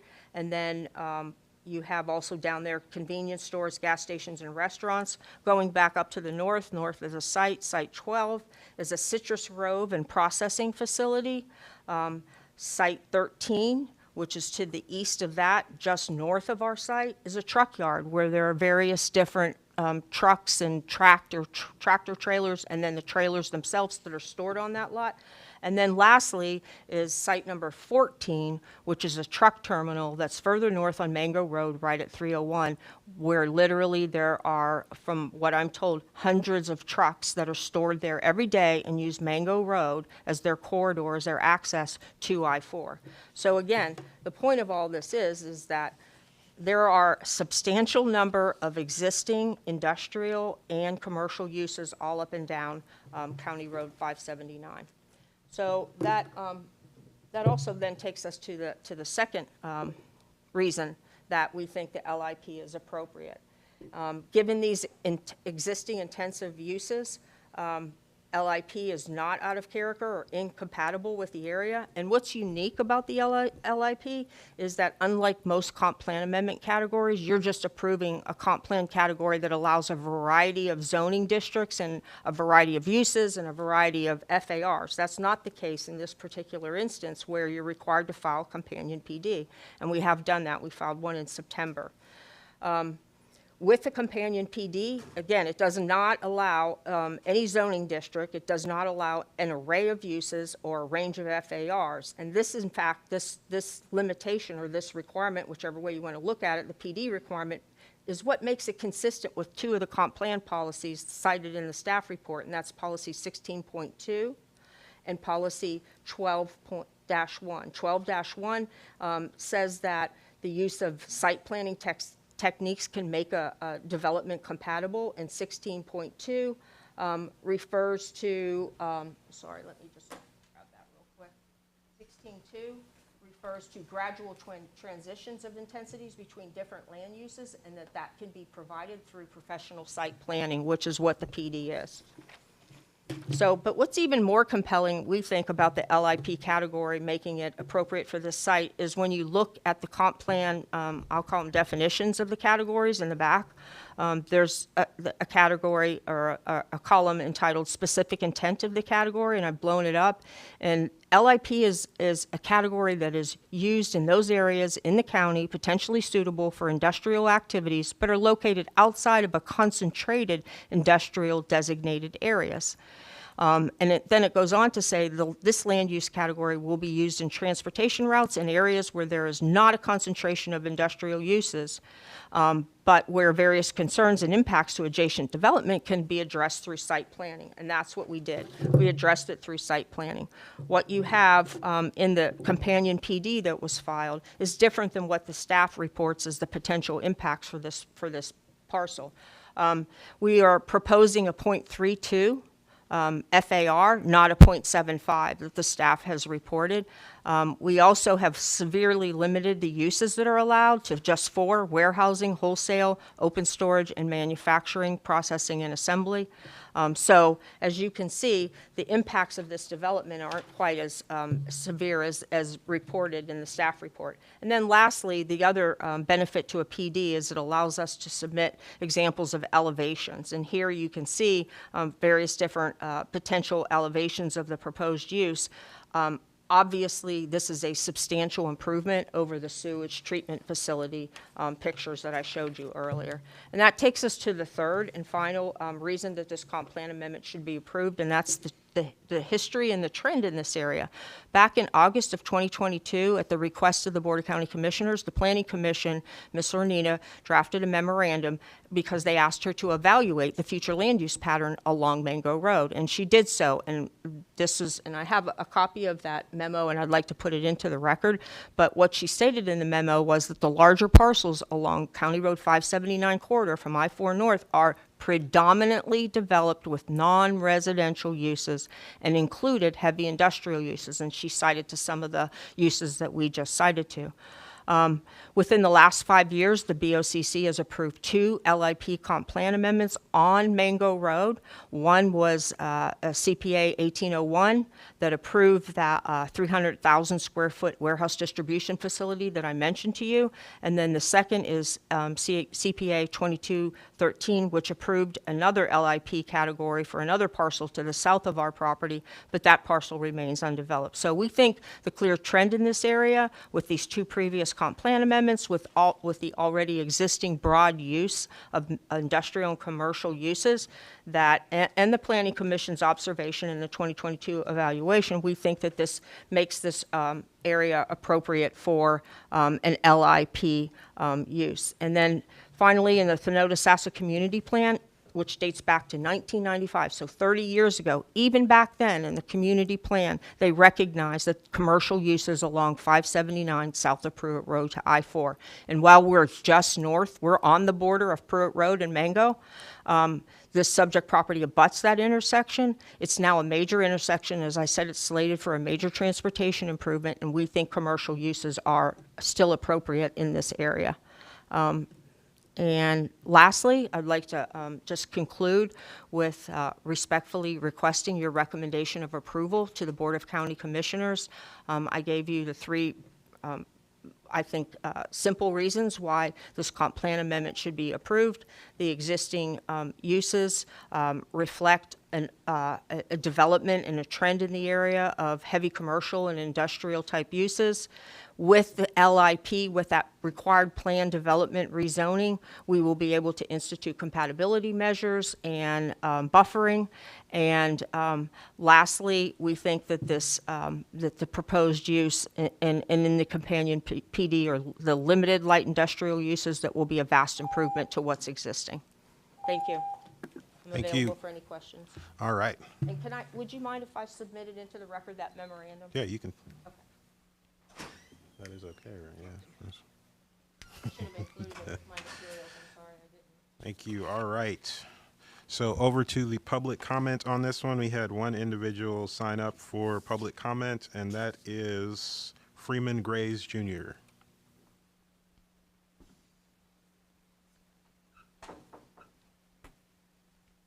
Good afternoon. Freeman Grays, address 2501 Pemberton Creek Drive, Sefner, Florida, 33584. I'm a 50-plus year resident of the area, and all the residents that's approached me has no problem with this proposed designation for the site, because over the years we've been promised a lot of different things, and we've ended up with landfills, borrow pits. I don't know if you all remember the great Cam Overton, who was the president of our Taylor Road Civic Association. We appeared before the county commissioner many times, and all of our requests were basically denied.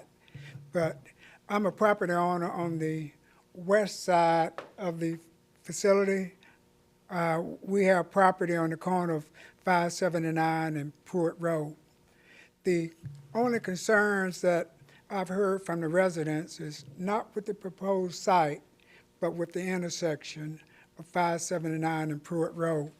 I know the county has proposed, I think, a roundabout to improve the traffic flow at that intersection and 579. And I think they've proposed something that kind of enhance the flow going north and south on 579. And another concern that some of the residents had was with the smell coming from the site. But I don't know how frequent that's been, but I was told that eventually that was going to go away. But all the residents that I've spoken with has no problem with the proposed site. Thank you. Thank you. All right. That's all we had sign up for the public comment. So I will give the applicant, there you go, 3 minutes for period for response. I am not going to add anything further. It's been a long night for all of us. I just want to clarify one thing that Mr. Grace mentioned is that initially the county planned a roundabout at that intersection, but they've since changed their plans to a signalized intersection, and that's what we're working with the county. And that would be a much better solution with all the truck traffic that you already have going all the way up and down Pango Road. I just want to clarify that. Thank you for informing the citizenry. All right. Now to the commissioners for our discussions of this one. And again, a reminder, we're going to need some policies if we're going against staff's inconsistency finding. So, Commissioner Buzza. Well, thank you, Mr. Chairman. I kind of do see the applicant's point on this, and I'm read through this section. Of course, I don't have all these memorized for future land use elements, but there's nothing in there to support a consistent position. But looking at the long-term growth of that area and current usage, I personally don't have a problem with going to an LIP category. I would, if we get to that point, would need to get some different land use elements for argument because they're not in this package. All right. Maybe Ms. Ornita can work on it while we speak. Commissioner Lauk. I think it's abundantly clear the color and tenor of the staff report doesn't accurately reflect what's happening on the ground. And frankly, I mean, just not with this report, we need to do a better job as an agency. I don't want to double down on pick on staff night, but it's one of the first things that I noticed when I joined this body, that the commentary regarding existing uses that are on the ground and the pictures that we see in the staff report often reflect staff's disposition towards the application. And I think we need to do a better job overall, not just on this particular application, of showing the reality that's happening on the ground. Now, it's not always going to govern what this board decides, and it shouldn't. We have other considerations, but we do need to have an accurate reflection of what's going on the ground. Typically, I'll find the policies and dig them out myself, but I would ask staff to go ahead and start digging out policies for a consistency motion. Commissioner Cardenas. Yeah, when we first started looking at this before she started speaking, I mean, the first thing I was doing was looking at the aerial, and I was actually thinking to myself, wow, this area seems a bit more industrial than what it's coming out, than what it's sounding to be. So when she started speaking, she nailed it pretty well. With that said, how does staff go about, or how does the county, or who goes about updating, actually going out there and seeing what's actually on site besides what you're looking at in a... So the existing land use map that's provided in your packet is generated through the property appraiser's classification of the property. So we would have to talk with them about, I mean, I think they assess the property annually, what it's being utilized for. But they have certain codes in that they code a property, and then that we have grouped those into certain classifications of different types of uses. But in addition to that, staff for every application goes out and does a site visit to see what is on the ground, because even, things are happening quickly in our community, so it changes even from what the property appraiser has assessed and classified the property as. So now that being said, the land use pattern on the future land use map has not, there have been some plan amendments, as Ms. Grimes mentioned, south of Pruitt Road to the light industrial category. But the land use outside of that has been, the future land use, I should say, has been the same for quite some time. The community in that area did in '95, there was a memo requested of the board, from the board, that identified that because of the proximity to the interchange, that the segment south of Pruitt Road should have the commercial locational criteria waived, which applies within the residential land use category that is predominantly south of Pruitt Road. And they also, over time, the communities recognize that there are a lot of intensive agricultural uses that can occur in that area. Borrow pits are an allowed agricultural use. The landfill, that occurred and was recognized with the public, quasi-public land use category. So certainly, I don't think we're trying to ignore that there are some of those uses, but many of them are allowed in a rural agricultural area. That's the nature of it, is that you're going to see a mix of that along with rural residential. But continuing the trend of the light industrial plan north of Pruitt Road, that's not what was acknowledged in the community plan, and would be extending that non-residential pattern further north, where you start to see more of the large lot residential areas. Those are also present in the area as well. It's a mix. All right. I did have Commissioner Surya can go ahead. I just wanted to add, I usually drive on that road at least once a week. And I was surprised to look at the map, and I was like, oh, that should be industrial, like all of that road, but it's not. So, but it kind of makes sense. There's residences, there's hotels, there's truck gas stations, a little bit of everything. So it's kind of hard to say, like, what is, like, it's one of those situations, like, industrial is good, but again, like, if they put a building that is like a storage, like a warehouse, we also have that issue that down the road the residential owners of the large property, like usually most of the lots are 5 acres, that would have a problem down the road as well. So if that area continues to grow into industrial, we'll see that coming along as well. So that's something to consider as well. Good point. Good point. I wanted to ask about the LIP specifically. Does staff give any credence? Obviously, zoning and those things are out beyond this board's purview. But as staff, as a planning category, LIP is a little different, because the P immediately means that our elected officials are going to have more control of what's going to hit the ground. We don't know what's going to hit the ground, and that doesn't let us know what's going to hit the ground, but it does mean that the elected officials are going to have another bite at whatever apple does or does not get approved. So is that given consideration by staff as, kind of a more controlled and more positive, I guess, sort of way of going forward? Okay. Absolutely. Okay. All right. Were there any other comments or questions? Did we get any policies together just in case? I didn't know. So, okay. Well, I don't know how it's going to go, so let's wait to see how the motion's going to go. But she does have policies ready if someone wants to make that motion. So I'll ask one more time for public comment from any of the commissioners. I am not seeing any, so I'll go ahead and close the public comment on this item and open it up to motions. Commissioner Laut.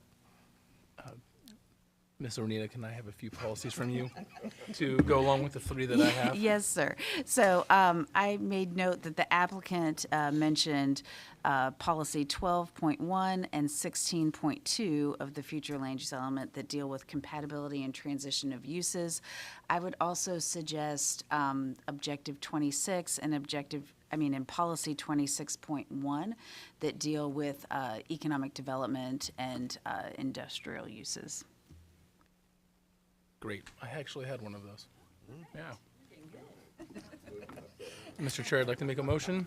Please. I move we find the proposed future land use designated change for unincorporated Hillsborough County consistent with the unincorporated Hillsborough County comp plan, citing provisions policy 16.2, 16.1, 16.3, 12.1, and policy 26.1, and forward to the Board of County Commissioners. All right. I'll second. All right, we have a motion of consistency finding by Commissioner Lauk, second by Commissioner Buzza, citing policies 16.2, 16.1, 16.3, 12.1, and 26.1. Again, a consistency finding. So are there any questions or comments or clarifications needed from the commissioners before we take this vote on consistency? Not seeing any, then we'll all signify their agreement by saying aye. Aye. Those opposed? Motion carries unanimously. All right. Thank you. On to our next item of business, 2C, HCCPA 24-27, Comprehensive Plan Map Amendment 124-124-12410. Comprehensive Map Amendment 12410, Venota Sassa Road, and the presenter is Tyreek Royal.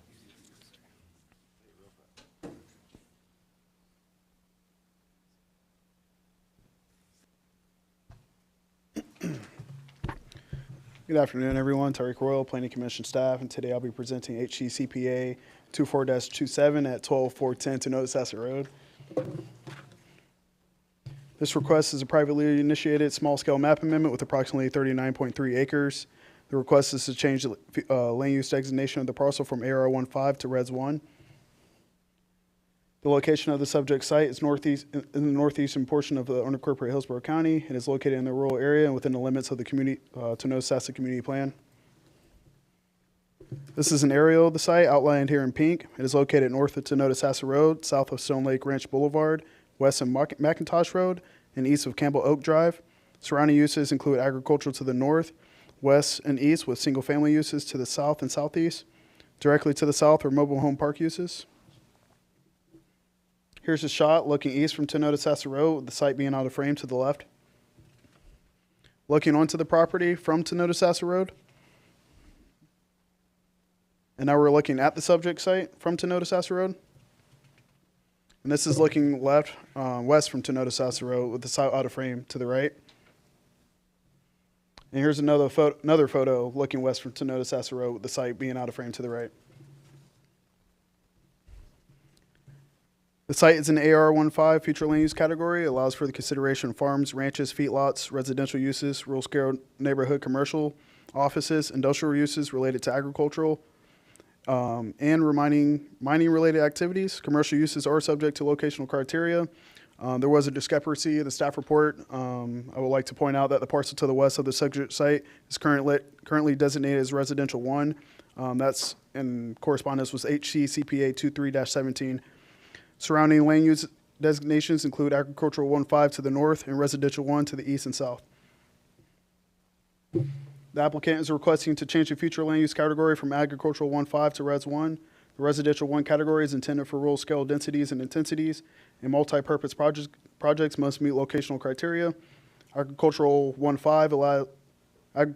1.5 allows for the consideration of the same uses as Res 1. However, our industrial uses are removed and the floor area ratio lessens the allowable area from 40,000 square feet to 30,000 square feet, or 0.25 FAR, whatever is less intense. And again, the parcel to the west of the subject site is currently designated Res 1. Commercial uses are subject to locational criteria under this designation. Onto the impacts. Currently under the AR15 designation, the site can be considered for up to 7 dwelling units and approximately 427,000 square feet of non-residential uses. The change to Res 1 would allow for consideration up to 39 dwelling units with the same square feet of non-residential uses. Commercial uses are capped at 30,000 square feet. The proposed amendment will increase the potential residential density. Strawberry Crest High School has been identified to be over capacity at this time. This is an analysis for adequate facilities and not a determination of school concurrency. A school concurrency review will be issued prior to preliminary plat or site plan approval. Planning Commission staff has reviewed the proposed application and found it to be consistent based on the goals, objectives, and policies of the unincorporated Hillsborough County Comprehensive Plan, including Policy 4.1 relating to the rural area residential character, Policy 7.1 regarding permissible locations for various land uses, and Policy 8.1 regarding the character of new development being compatible with the surrounding uses. The proposal also meets the intent of FLU policies 16.2, 16.3, 16.10 relating to the protection, preservation, and enhancement of neighborhoods and communities. The proposal also meets the intent of goals 12 and objective 12-1 in the community plan design component, along with goals 1 and 2, the Tenoda-Sassa community plan related to compatibility. This item was sent out for agency review and received no objections.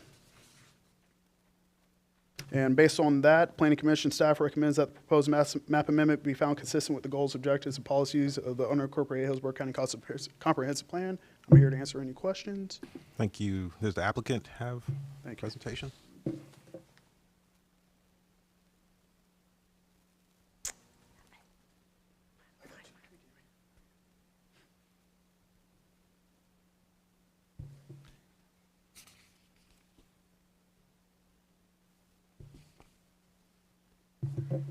Good evening.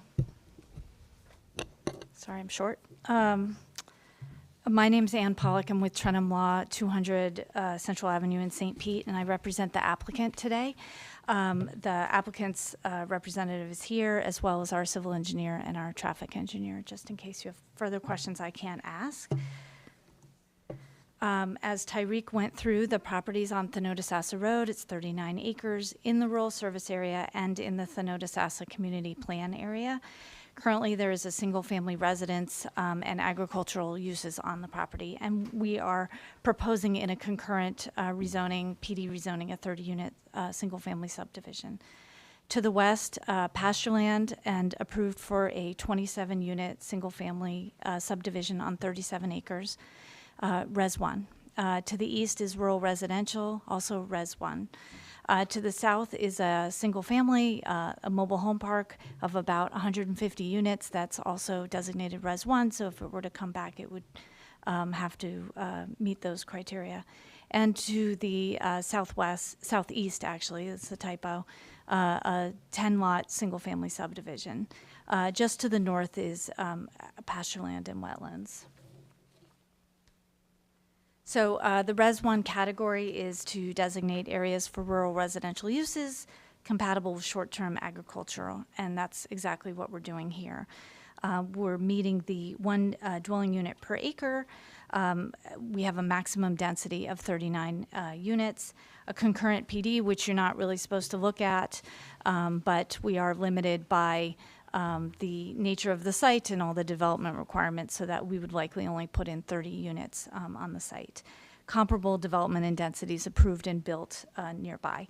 As Tyreek mentioned, there's ability to do non-residential, but it is less than what's currently allowed, and it takes away some of the more intense uses. We are not proposing commercial development, and likely it couldn't even be allowed because of the commercial locational criteria. We do feel we're compatible with the rural area policies. As the staff report mentioned, the surrounding land use pattern is reflective of the density and intensity that is intended in the Res 1, and therefore we meet the intent of 1.2 and 1.4. Objective 4.0 speaks to the area being for long-term agricultural uses and large lot, low-density rural residential, which is exactly what we're doing and what the rural community and of the Tenoda-Sassa community plan expressly provides for. And Objective 4.0 also speaks to the need for the development to be addressed through community planning efforts. And so we think it's very important to really look at the community plan for what is appropriate here as well. And like I said, minimum 1 acre residential lots, which is what we're proposing, protecting the rural character of the area. And I think goal 3 is really important. It's about providing a balance of residential, commercial, and other land uses while maintaining that rural area. So you're looking to have that balance, but providing low density rural residential does meet those requirements.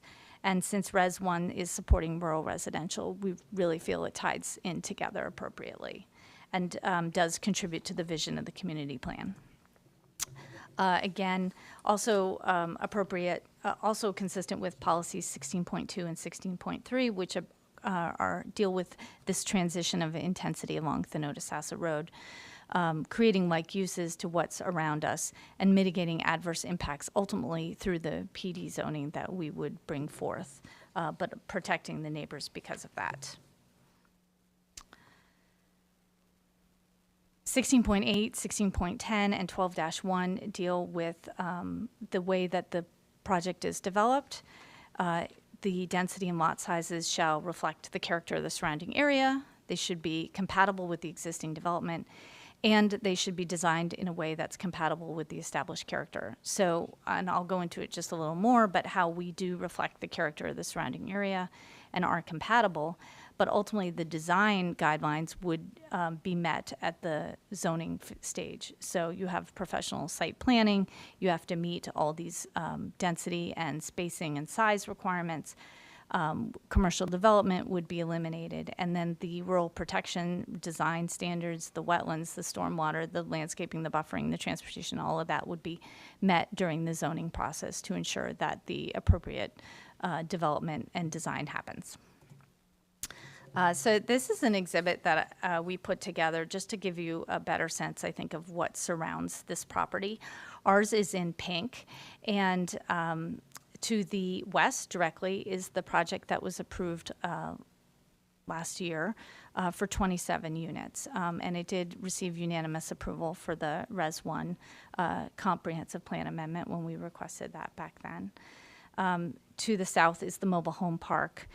To the east is an area of the Nodasasa Road that I'll go into a little more in detail so you can really see what's in the area.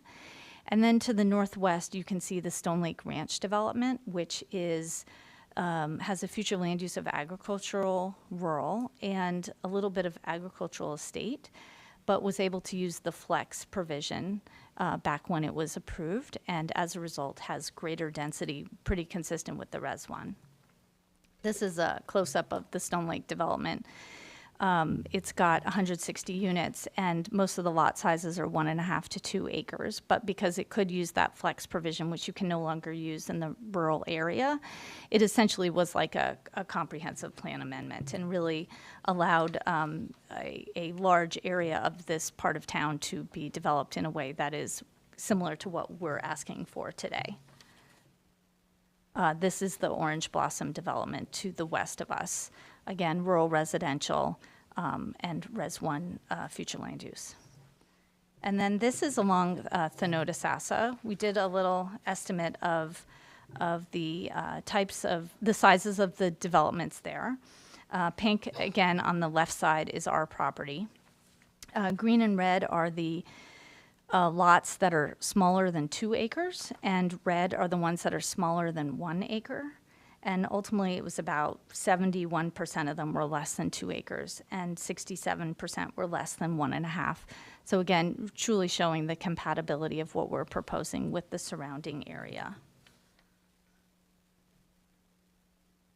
We did have no objections, and I'm happy to be the first consistent report from the Planning Commission staff tonight. Of course, we have to go through the rezoning process. We do have to provide our own water and septic because we're in the rural area. If there are any wetlands, which to this point we have not discovered any wetlands, we would of course have to deal with that. We're in flood zone X, outside the evacuation zone, which these days is good news, and no comments from the other agency reviewers. I will point out that Tyreek mentioned that the Strawberry Crest High School is full or exceeds, but the school board did say that the adjacent school does have a capacity, and when they're looking at whether a project is going to meet the concurrency requirements for school, they do look to an adjacent school district. So we feel that we meet that as well, and that should not be a concern for you. Lastly, county transportation. The road segment is level of service B, and the standard is C, so we're already ahead of the game. But we do have to bring the road up to standard, and we've already received an approvable determination from the county engineer that ultimately we're going to have to repave Thenodasassa Road, which I think will be well liked by the community in the area, given the rough nature of it and the county's sort of leaving it alone for so long. But they did find, the Transportation Division did find that there's adequate capacity. So in summary, consistent with the comprehensive plan policies appropriate for the site, compatible with the character development pattern in the area, no objections from any reviewing agencies. We did have a neighborhood meeting that we initiated. 5 local residents were there. We have had subsequent conversations with them, generally about the details of the PD zoning that's going forward, but nothing that has given us any problem. And the board will review this and the zoning concurrently when they hear this in January or February. And I'm sure the board and the PC staff will make sure to maintain the rural character of the area through that PD approval. So that's it. I'm here for any questions and would respectfully ask for your support of this request. Thank you. Oh, and I do have a letter of support from the neighbor to the west, which I will put into the file. He was not able to attend tonight. Thank you. All right. I have a couple people signed up for this one. I will start off with Sydney Shaw. Hi, my name is Sydney Shaw. I'm a resident of Stone Lake Ranch, which is adjoining to this property. And I've spoken to a few neighbors, and we are in, we approve of the development. So that's all I got to say. All right. Thank you. Short and sweet. I like it. All right. Next up, I have Ryan Renardo, I think. Oh, okay. All right. Let's try Denise Merchant. Done? Okay. Oh, yeah, you didn't put anything down. All right. And, ooh, starts with a J. Jerry Cook. Can't read longhand, huh? I'm Jerry Cook. I own a couple of businesses on the corner, kind of across the street from it. We need the laborers. We need those houses. We can't find anybody to work on a tree service, landscaping, barbecue. Can't find anybody to work. So we need people. We need more people in that area. Thank you. All right. Thank you. And I think that is all we had for that one. So I will give the applicant nope, they're waiving your response time. All right. So I will turn it over to the commissioners for discussions, comments, questions on this one. Again, if you're going to go against staff, you need policies. I don't know why you would, but all right. So going once, going twice, I will close the public comment on this item and open it up to motions from the commissioners on this one. Commissioner Buzza. Thank you, Mr. Chair. I'd like to move that we find HC CPA 24-27 consistent with the Hillsborough Comprehensive Plan and forward on to the County Commission. Commissioner Lauk. Second. All right.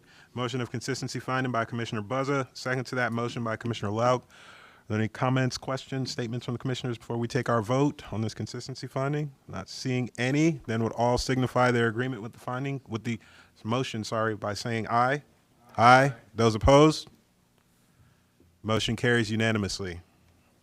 All right. On to our next agenda item, 2D.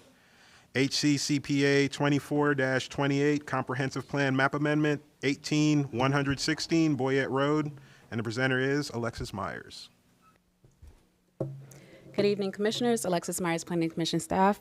I'm here to present HCCPA 2428 located at 18116 Boyette Road. This is a privately initiated map amendment that is small in scale and approximately 24.93 acres.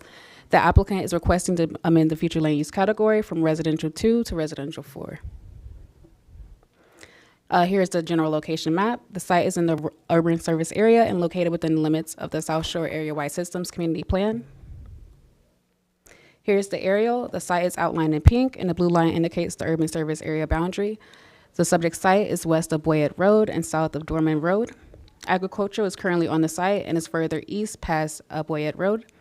There are single-family uses to the east, west, and north. The subject site has wetlands, significant wildlife habitat, and is in the FEMA flood zone A. Here are some photos. This is looking onto Boyd Road and Channing Park from the subject site. This is looking at the subject site from Boyd Road towards Channing Park Road. Here's looking northeast from Boyd Road to the subject site. And here's looking at the subject site from Boyd Road. Currently, the future land use designation of the site is residential 2. Other future land use categories shown in this map include residential plan 2, which is within the urban service area, and residential 1 and agricultural 1-5, which are in the rural area. The applicant again is requesting to change the future land use designation to residential 4. During staff review, staff identified significant concerns with the increase of density and intensity with the surrounding future land use categories. In order to have a gradual transition between land uses, Planning Commission staff explained to the applicant our concerns and recommended to remove the southeastern portion of the land that extends to and abuts Boyd Road, which equates to 2.33 acres, and have that area remain as Res 2. The applicant agreed to remove the portion and have the area remain as Res 2 to provide a gradual transition from the AR 15 and Res 1 future land use categories to the east.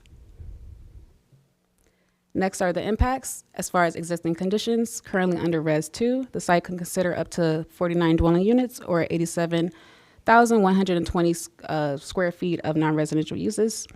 Under the proposed future land use designation of Res 4, the site could consider up to 90 dwelling units or 174,240 square feet of non-residential uses. The proposed amendment will result in the increase of density and intensity. 22.6 acres is proposed for the Res 4 category, while the remaining 2.33 acres would remain as Res 2. At this time, adequate capacity exists at Fishhawk Creek Elementary and Barrington Middle School for the residential impact of the proposed amendment. Although Newsom High School is projected to be over capacity given existing approved and development and the proposed amendment, state law requires the school district to consider whether capacity exists in adjacent concurrency service areas. This is an analysis for adequate facilities only and is not a determination of school concurrency. A school concurrency review will be issued prior to preliminary plat or site plan approval. Now are the consistency slides. The proposed request is consistent with the following objectives and policies of the comprehensive plan. By removing the southeastern portion that extends to and abuts Boyd Road, the request is consistent with FLU Policy 1.4, FLU Objective 7, and FLU Policy 8.1. The removal would improve compatibility and provide for a more appropriate transition to the rural area to the east. The removal of the 500-foot portion of the southeastern end is what is making this amendment compatible with the area and consistent with the goals, objectives, and policies outlined in the comprehensive plan. FLU Objective 16 requires new development, infill, and development to be compatible with the surrounding area in character, lot size, and density. Goal 12 and Objective 12-1 of the community design component and the FLU requires new developments to recognize the existing community and be designed to relate to and be compatible with the predominant character of the surrounding area. By removing the 500 feet from the two bottom parcels and keeping that area designated as Res 2, it would provide for a gradual transition between different land uses, along with being a buffer to the properties. The proposal is also consistent with Goal 1 and Goal 2 of the South Shore Area-Wide Systems Community Plan. With the removal of the 500-foot portion of the eastern side of the subject site, which equates to 2.33 acres, Planning Commission staff recommends that the proposed map amendment consistent of the remaining 22.6 acres from Res 2 to Residential 4 be found consistent with the goals, objectives, and policies of the unincorporated Hillsborough County Comprehensive Plan. And this concludes my presentation for HCCPA 2428. Thank you. Does the applicant have a presentation? Yes. Nope. I'll be very brief. For the record, Michael Brooks Rocha, 400 North Tampa, Suite 1910 here in downtown. I'm not going to give a presentation. Alexa did a very nice job. I will state for the record that we're agreeable to removing the eastern 500 feet from the application. There was a companion zoning to this that did go to ZHM under favorable recommendations. There was nobody there that evening. I'm not aware that there's anybody on the phone tonight. We'd ask for approval of staff recommendation. Thank you. All right. We didn't have anyone sign up in the public comment for this item. So I will turn it over to commissioners for comments, questions, and discussions. Not seeing a lot of movement because it's late. I will go ahead and close the public comment on this item and open it up to motions. Commissioner Buzza. Thank you, Mr. Chairman. I'd like to move to find HC CPA 24-28 consistent with the Hillsborough County Comprehensive Plan and forward on to the County Commission. All right, is there a second out there, Commissioner Bowden? All right, we have a motion of consistency finding by Commissioner Buzza, a second to that motion by Commissioner Bowden. Are there any questions or comments from the commissioners before we go ahead and take our vote? Not seeing any, then would all signify their agreement by saying aye. Aye. Those opposed? Motion carries unanimously. All right. Next up, we have item 2E, HC CPA 24-30, Comprehensive Plan Map Amendment, 7002 Nundy Avenue, and the presenter is David Hay. Hold on one second, please. Need to get to, we need public hearing. There we go, public hearing.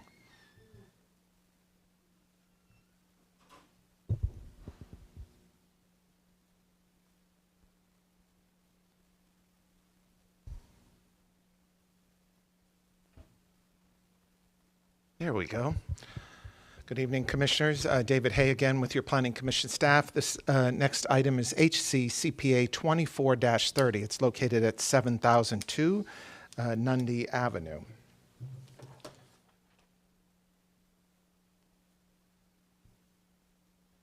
It is privately initiated. It's small scale. It's approximately 10.89 acres. Currently, the subject site has a future land use designation of residential 6, and the applicant is looking to go to that suburban mixed use 6 future land use category. Here's the general location. It's located within the urban service area. It falls within the Gibsonton Community Plan and the South Shore Area-Wide Systems Plan boundaries. The site is also located within the coastal high hazard area. It should be noted that this subject site is next to another active plan amendment, which you will see right after this one. It's HCCPA 2429, which is located directly to the north and east of the site. As you are all well aware, each plan amendment stands on its own, each one having a unique fact set. Planning Commission staff during our review must look at the existing adopted future land use designations and cannot take into account any active plan amendments that have not had a finding rendered by the Board of County Commissioners. So I just wanted to, since these are right next to each other, I just wanted to enter that into the record. Here we have the aerial of the subject site. You could see it's outlined in yellow. This is Gibsonton Drive on the north. Nundy Road, or Nundy Avenue, sorry, is on the south. CSX Railroad runs on the western boundary of the site. And then this is U.S. Highway 41 coming down. This is the Alafia River to the north, comes over the bridge, and then curves and keeps going south. There's RSC 9, which is residential single-family conventional 9, and residential show business zoned lots directly to the north. There's a mix of agricultural single-family conventional 1, residential single-family conventional 3, residential single-family conventional 6, commercial neighborhood, and AR zoned lots to the east down Gibsonton Drive. Also on to the east, north of Nundy as well. There's residential show business zoning to the south along Nundy Avenue. There's also a existing lumber yard directly to the south that's located right here. And then a mix of commercial neighborhood, PDs containing commercial uses, and commercial general zoned lots with a scattering of some remaining residential zoned lots along U.S. Highway 41 on the west side.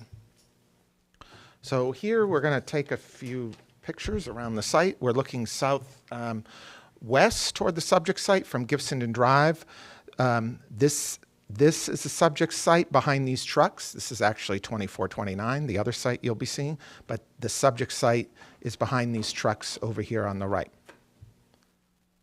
Here, we're looking north from the subject site across Gibson and Drive. So these are some of the residential uses directly to the north. And the railroad tracks, you can kind of see them over here. All right, now we're standing in the driveway, or I was standing in the driveway of the site, looking into the subject site, south from Gibson and Drive. Now I'm down on Nundy Avenue.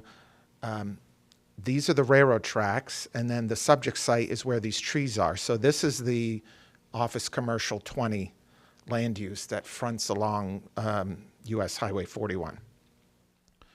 Now we're looking north toward the subject site from Nundy Avenue. They're currently storing some mobile units there. Now the subject site's on the right. We're looking west down Nundy Avenue. There's the lumberyard on the south side, and we're looking toward the railroad tracks and toward US 41 further in the distance. And now we're looking north up Trinity Lane. So the subject site, when we're here, there's residential lots on the west side, the left side, and then there's the subject site behind those lots on the left. All right, so here we have the adopted future land use map. The subject site, and all those properties in yellow, are that residential 6.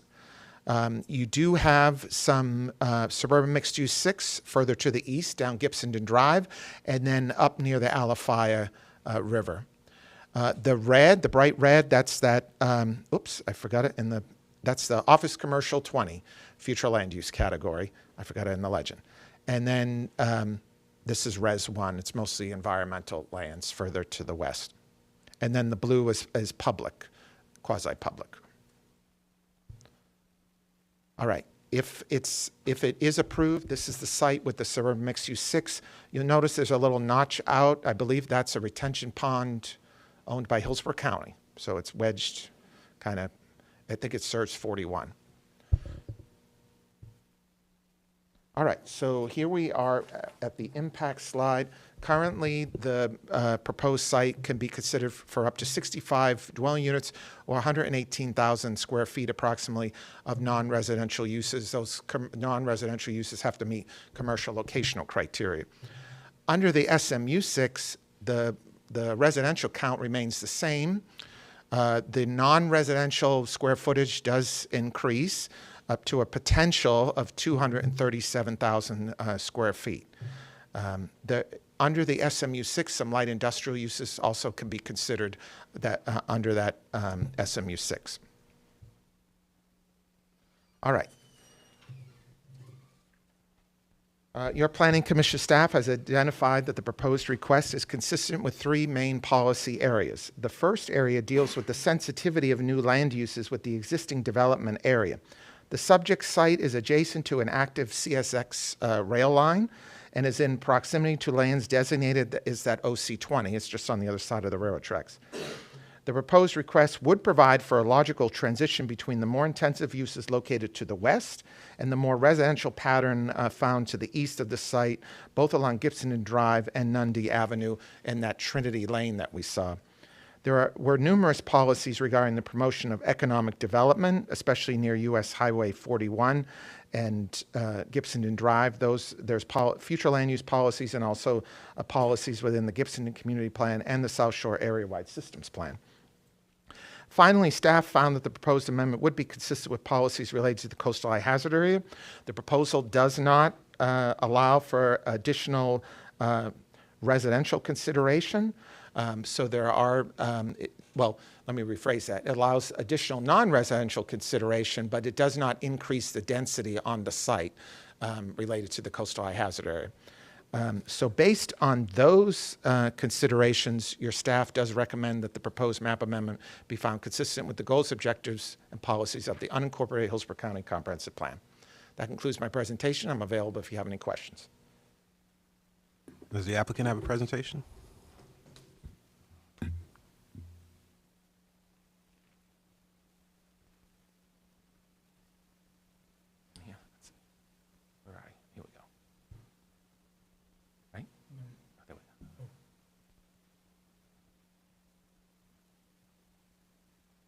There we go. Thank you.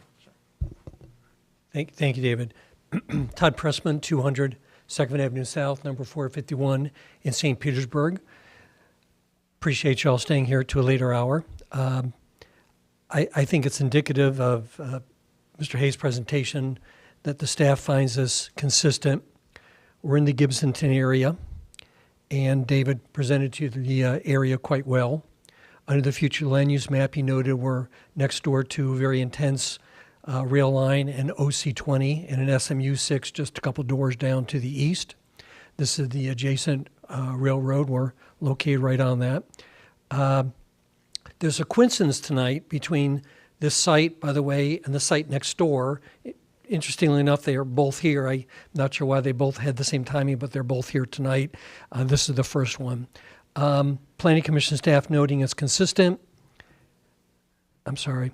Looking at the SMU 6 history, just a couple doors down, the SMU 6 was approved recommendation by the Planning Commission staff back in 15 and was approved by the Board of County Commissioners. So that's currently existing as SMU 6.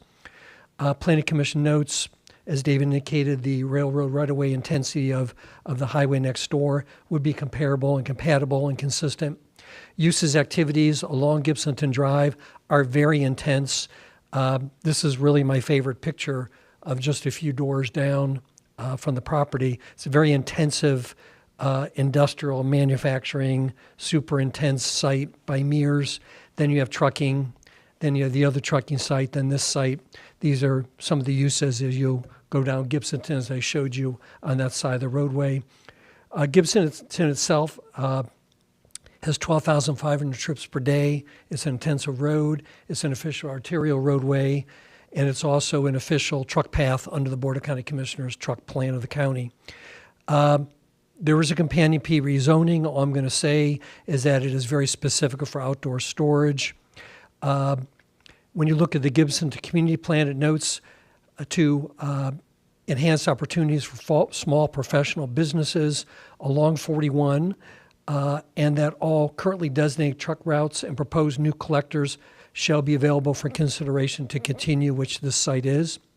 Under the plan, notes to allow small business to support rather than obstruct small business offices along Gibsonton Drive, which is what this applicant would be doing, incorporate a minimum of standard landscaping, which the site would. We've also proposed under the zoning a 30-foot buffer for residential, and we do have a letter of recommendation of a couple or number of those properties on the residential next door in support. To the south, Nundy is a residential show business zone, which includes the lumber and fencing company, which is directly located on the south, which is very intensive, and also have a letter of support from them as well. And the RSB carries outdoor storage uses of that nature. I do want to digress for a minute. I think this is important. The company that is proposed or that is working on the site, per a local newsletter, really touts their involvement with the community, local economy, empowerment, but they have been absolutely outstanding in regard to helping the community with the storm. They sent a crew to tarp a roof next door, removal of a tree. They sent another crew to get rid of a tree that was on a power line.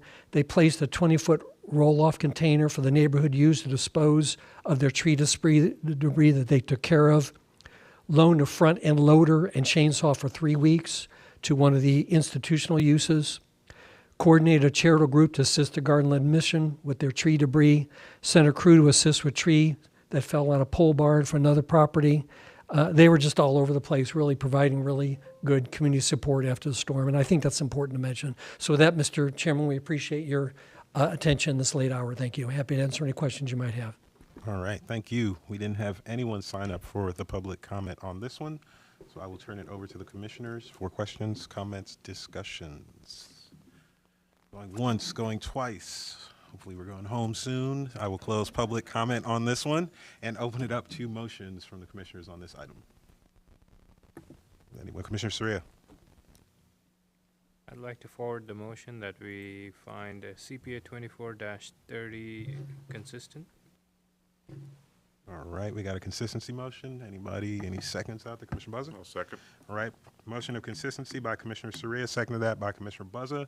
Comments, questions, statements by the commissioners? Not seeing any, then we'll all signify their agreement by saying aye. Aye. Those opposed? Motion carries unanimously.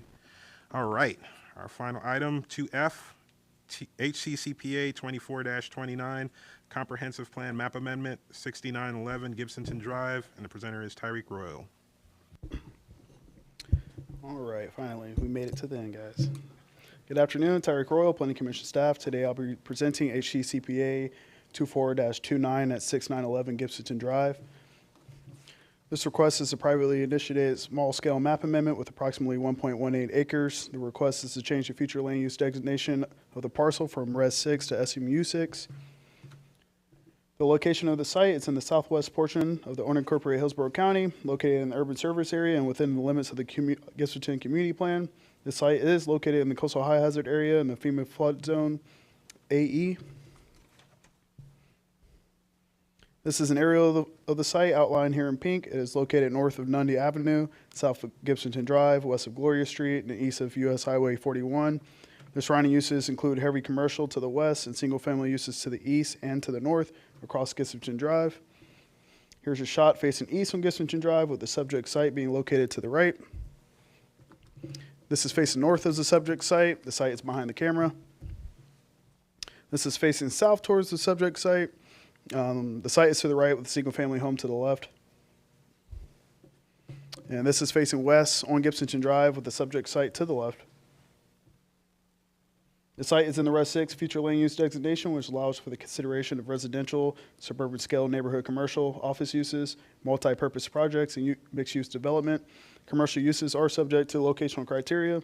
Surrounding land use designations include residential 6. The applicant is requesting to change the future land use category from residential 6 to SMU 6. Typical uses within the SMU 6 include residential, suburban scale neighborhood commercial, office uses, research corporate park uses, light industrial, multi-purpose and clustered residential and or mixed-use projects.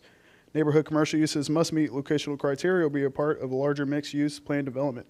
Office uses are not subject to commercial locational criteria.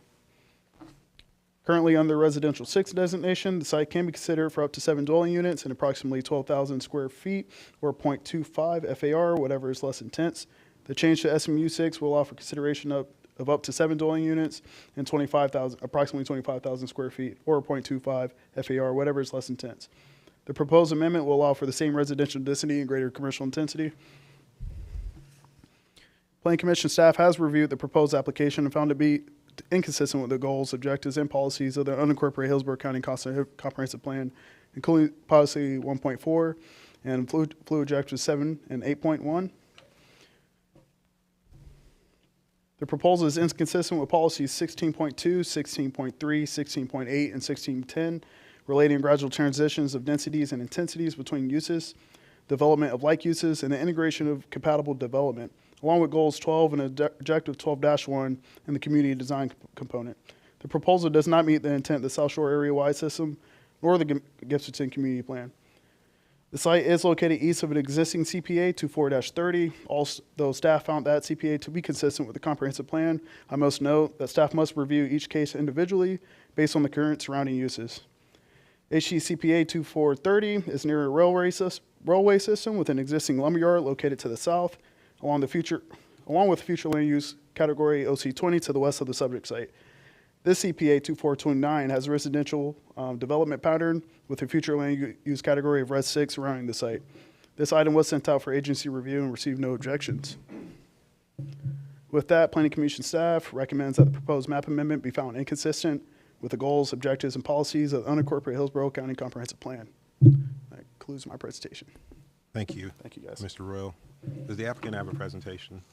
8 hour, but this, for planning commissioners, I will tell you, this is a very interesting application, and I'm going to make it very straightforward for you, and I think we're going to make it as a presentation that I believe that you can support above your staff recommendation. Very interesting elements here that I'm going to walk you through. So this is Gibsonton, and this site is a few doors down from that SMU 6 that was approved previously. The site's zoned CG, commercial general already, so it's intensive on the site per zoning already. Now the coincidence, which is very interesting, is that this site is right next door to the site that your staff just found consistent. 2430, we're down 2429, which is right next door, that they're finding not consistent. I think that's important. It's a really weird coincidence tonight, but I think that's indicative of what is occurring along Gibsonton Drive. Most importantly, recent history, and this is important, CPA 15-09, 2 doors down to the east, was found consistent in 2015 by your staff. And in 2015, they said, and it was also approved by the Board of County Commissioners 7-0. Your Planning Commission staff in 2015 said it was consistent, comparable to the character of the surrounding area. Again, that was this SMU 6, which is just 2 doors down from tonight. Your Planning Commission staff in 2015 said it was similar, compatible to the surrounding area. So again, looking at the uses and activity in the vicinity, specifically along Gibsonton Drive, are all very, very intensive, which include this massive ground digging, debris, destroying, breaking apart trucking site. This is from the street. This is the view that you have. Again, this is the view from the street, which is Mears is next. Infrastructure construction, which is very intensive outdoor storage.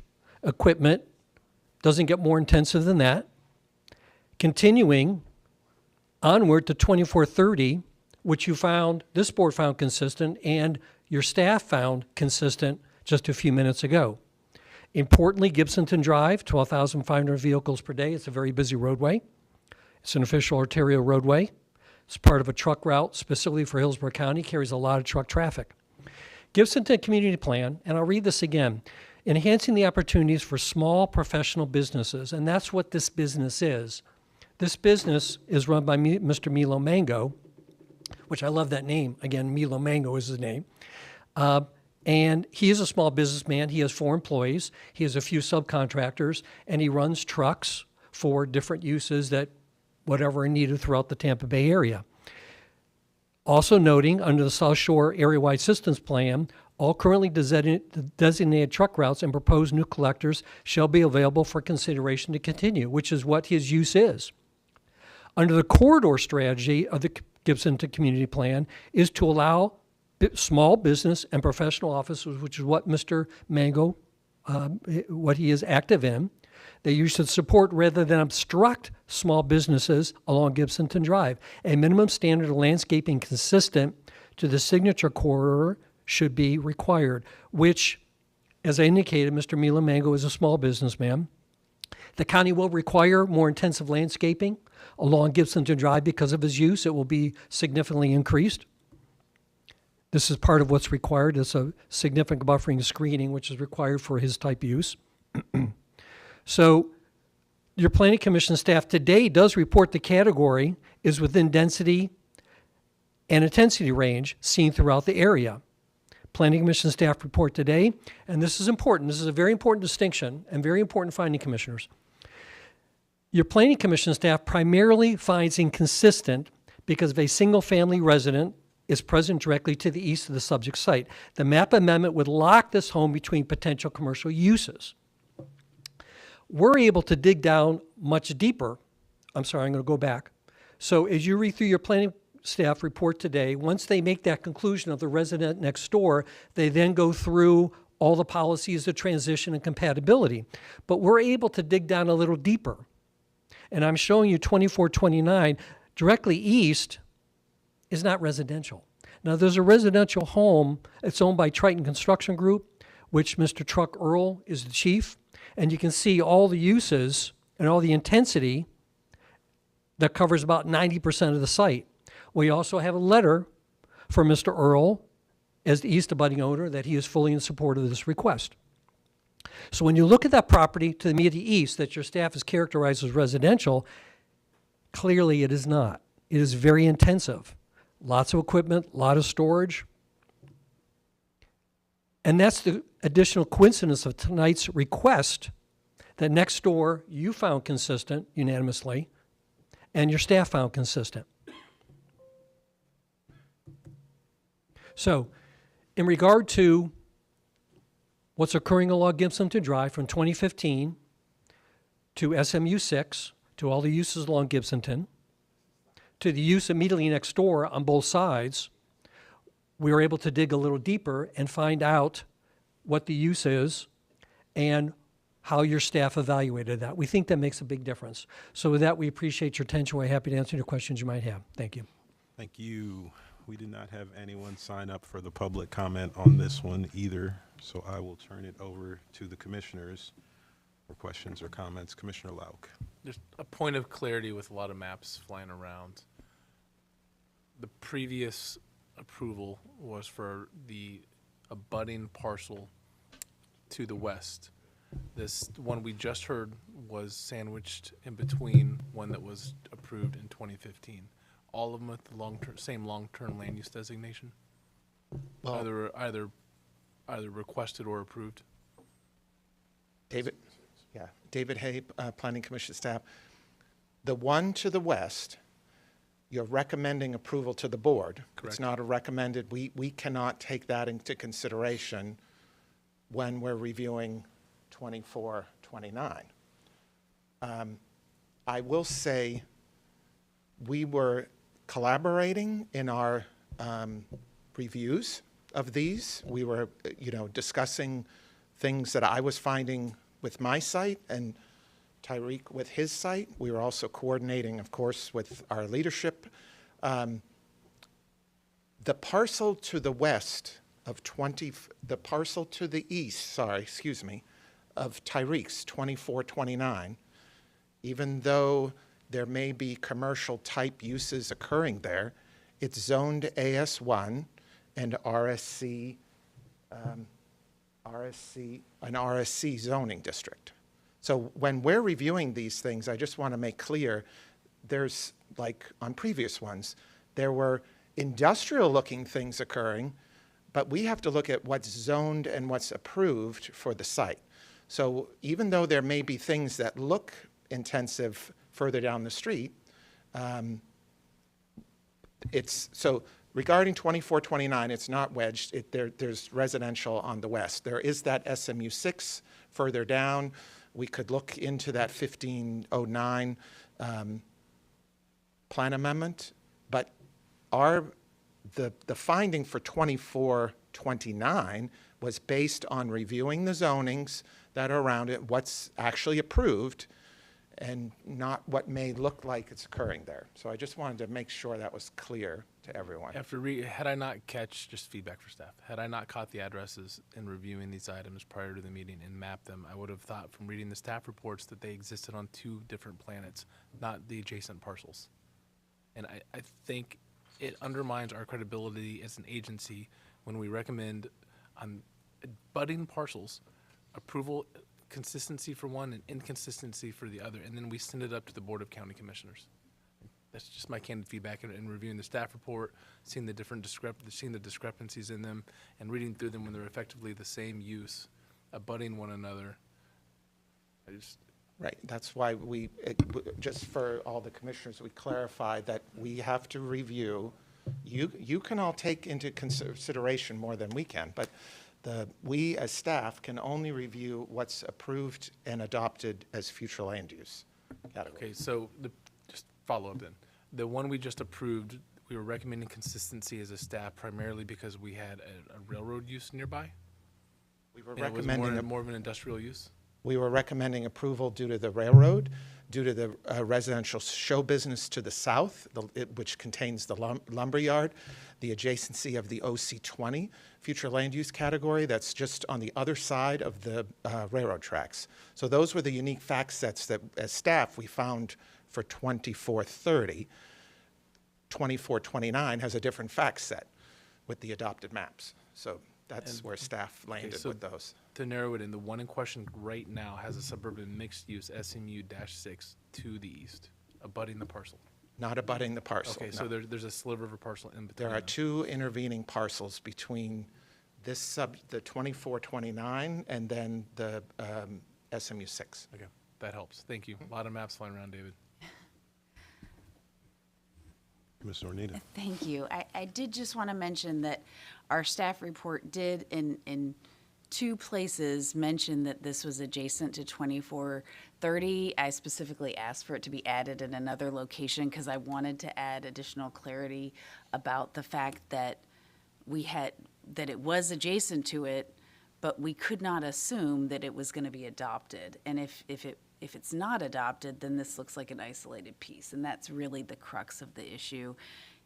We talked to the applicant about, could we not bring these together as one application, but they're two separate property owners, and we're not interested in doing that.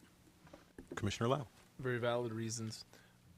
From a staff perspective and the way we report to the board, it would have been, I think, preferable to bundle these together under one planner, to call it out. They're not tied to one another, but they are adjacent to one another, and calling that out for the board may have influenced one of the decisions. I know we have to take them one at a time, but knowing that they're coming right at us back to back consecutively and they have different recommendations, I think is important to know. Okay, that's good feedback. Thank you. All right. Does anybody have any other comments? And I'll just remind everyone that if we are going to make recommendation in opposition to staff, we are going to need some policies. Probably could use the ones for the last one we just found consistent. Or Mrs. Ornita also has a list. All right. So any other comments or discussions? I'm done for the night, so don't look at me. I've had my fill. So, all right. With that, I will then close the public comment and open it up to motions from the commissioners on this one. Commissioner Lau. Oh boy, I'm not ready to make a motion. Are you ready? All right, sorry. But, Thank you, was it? Mr. Chairman. I'd like to move that we find HCCPA 24-29 consistent with the Hillsborough County Comprehensive Plan and forwarded on to the county commissioners, referencing policy 16.2, 16.3, 16.5. Second. All right, we have a motion of consistency finding by Commissioner Buzza, citing policy 16.2, 16.3, 16.5. A second to that motion by Commissioner Lauk. Are there any questions, comments from the commissioners? Not seeing any at this time. Would all signify their agreement by saying aye. Aye. Those opposed? Motion carries unanimously. Thank you, everyone, for your time. And with that, at 9:27, this meeting is adjourned. Good night.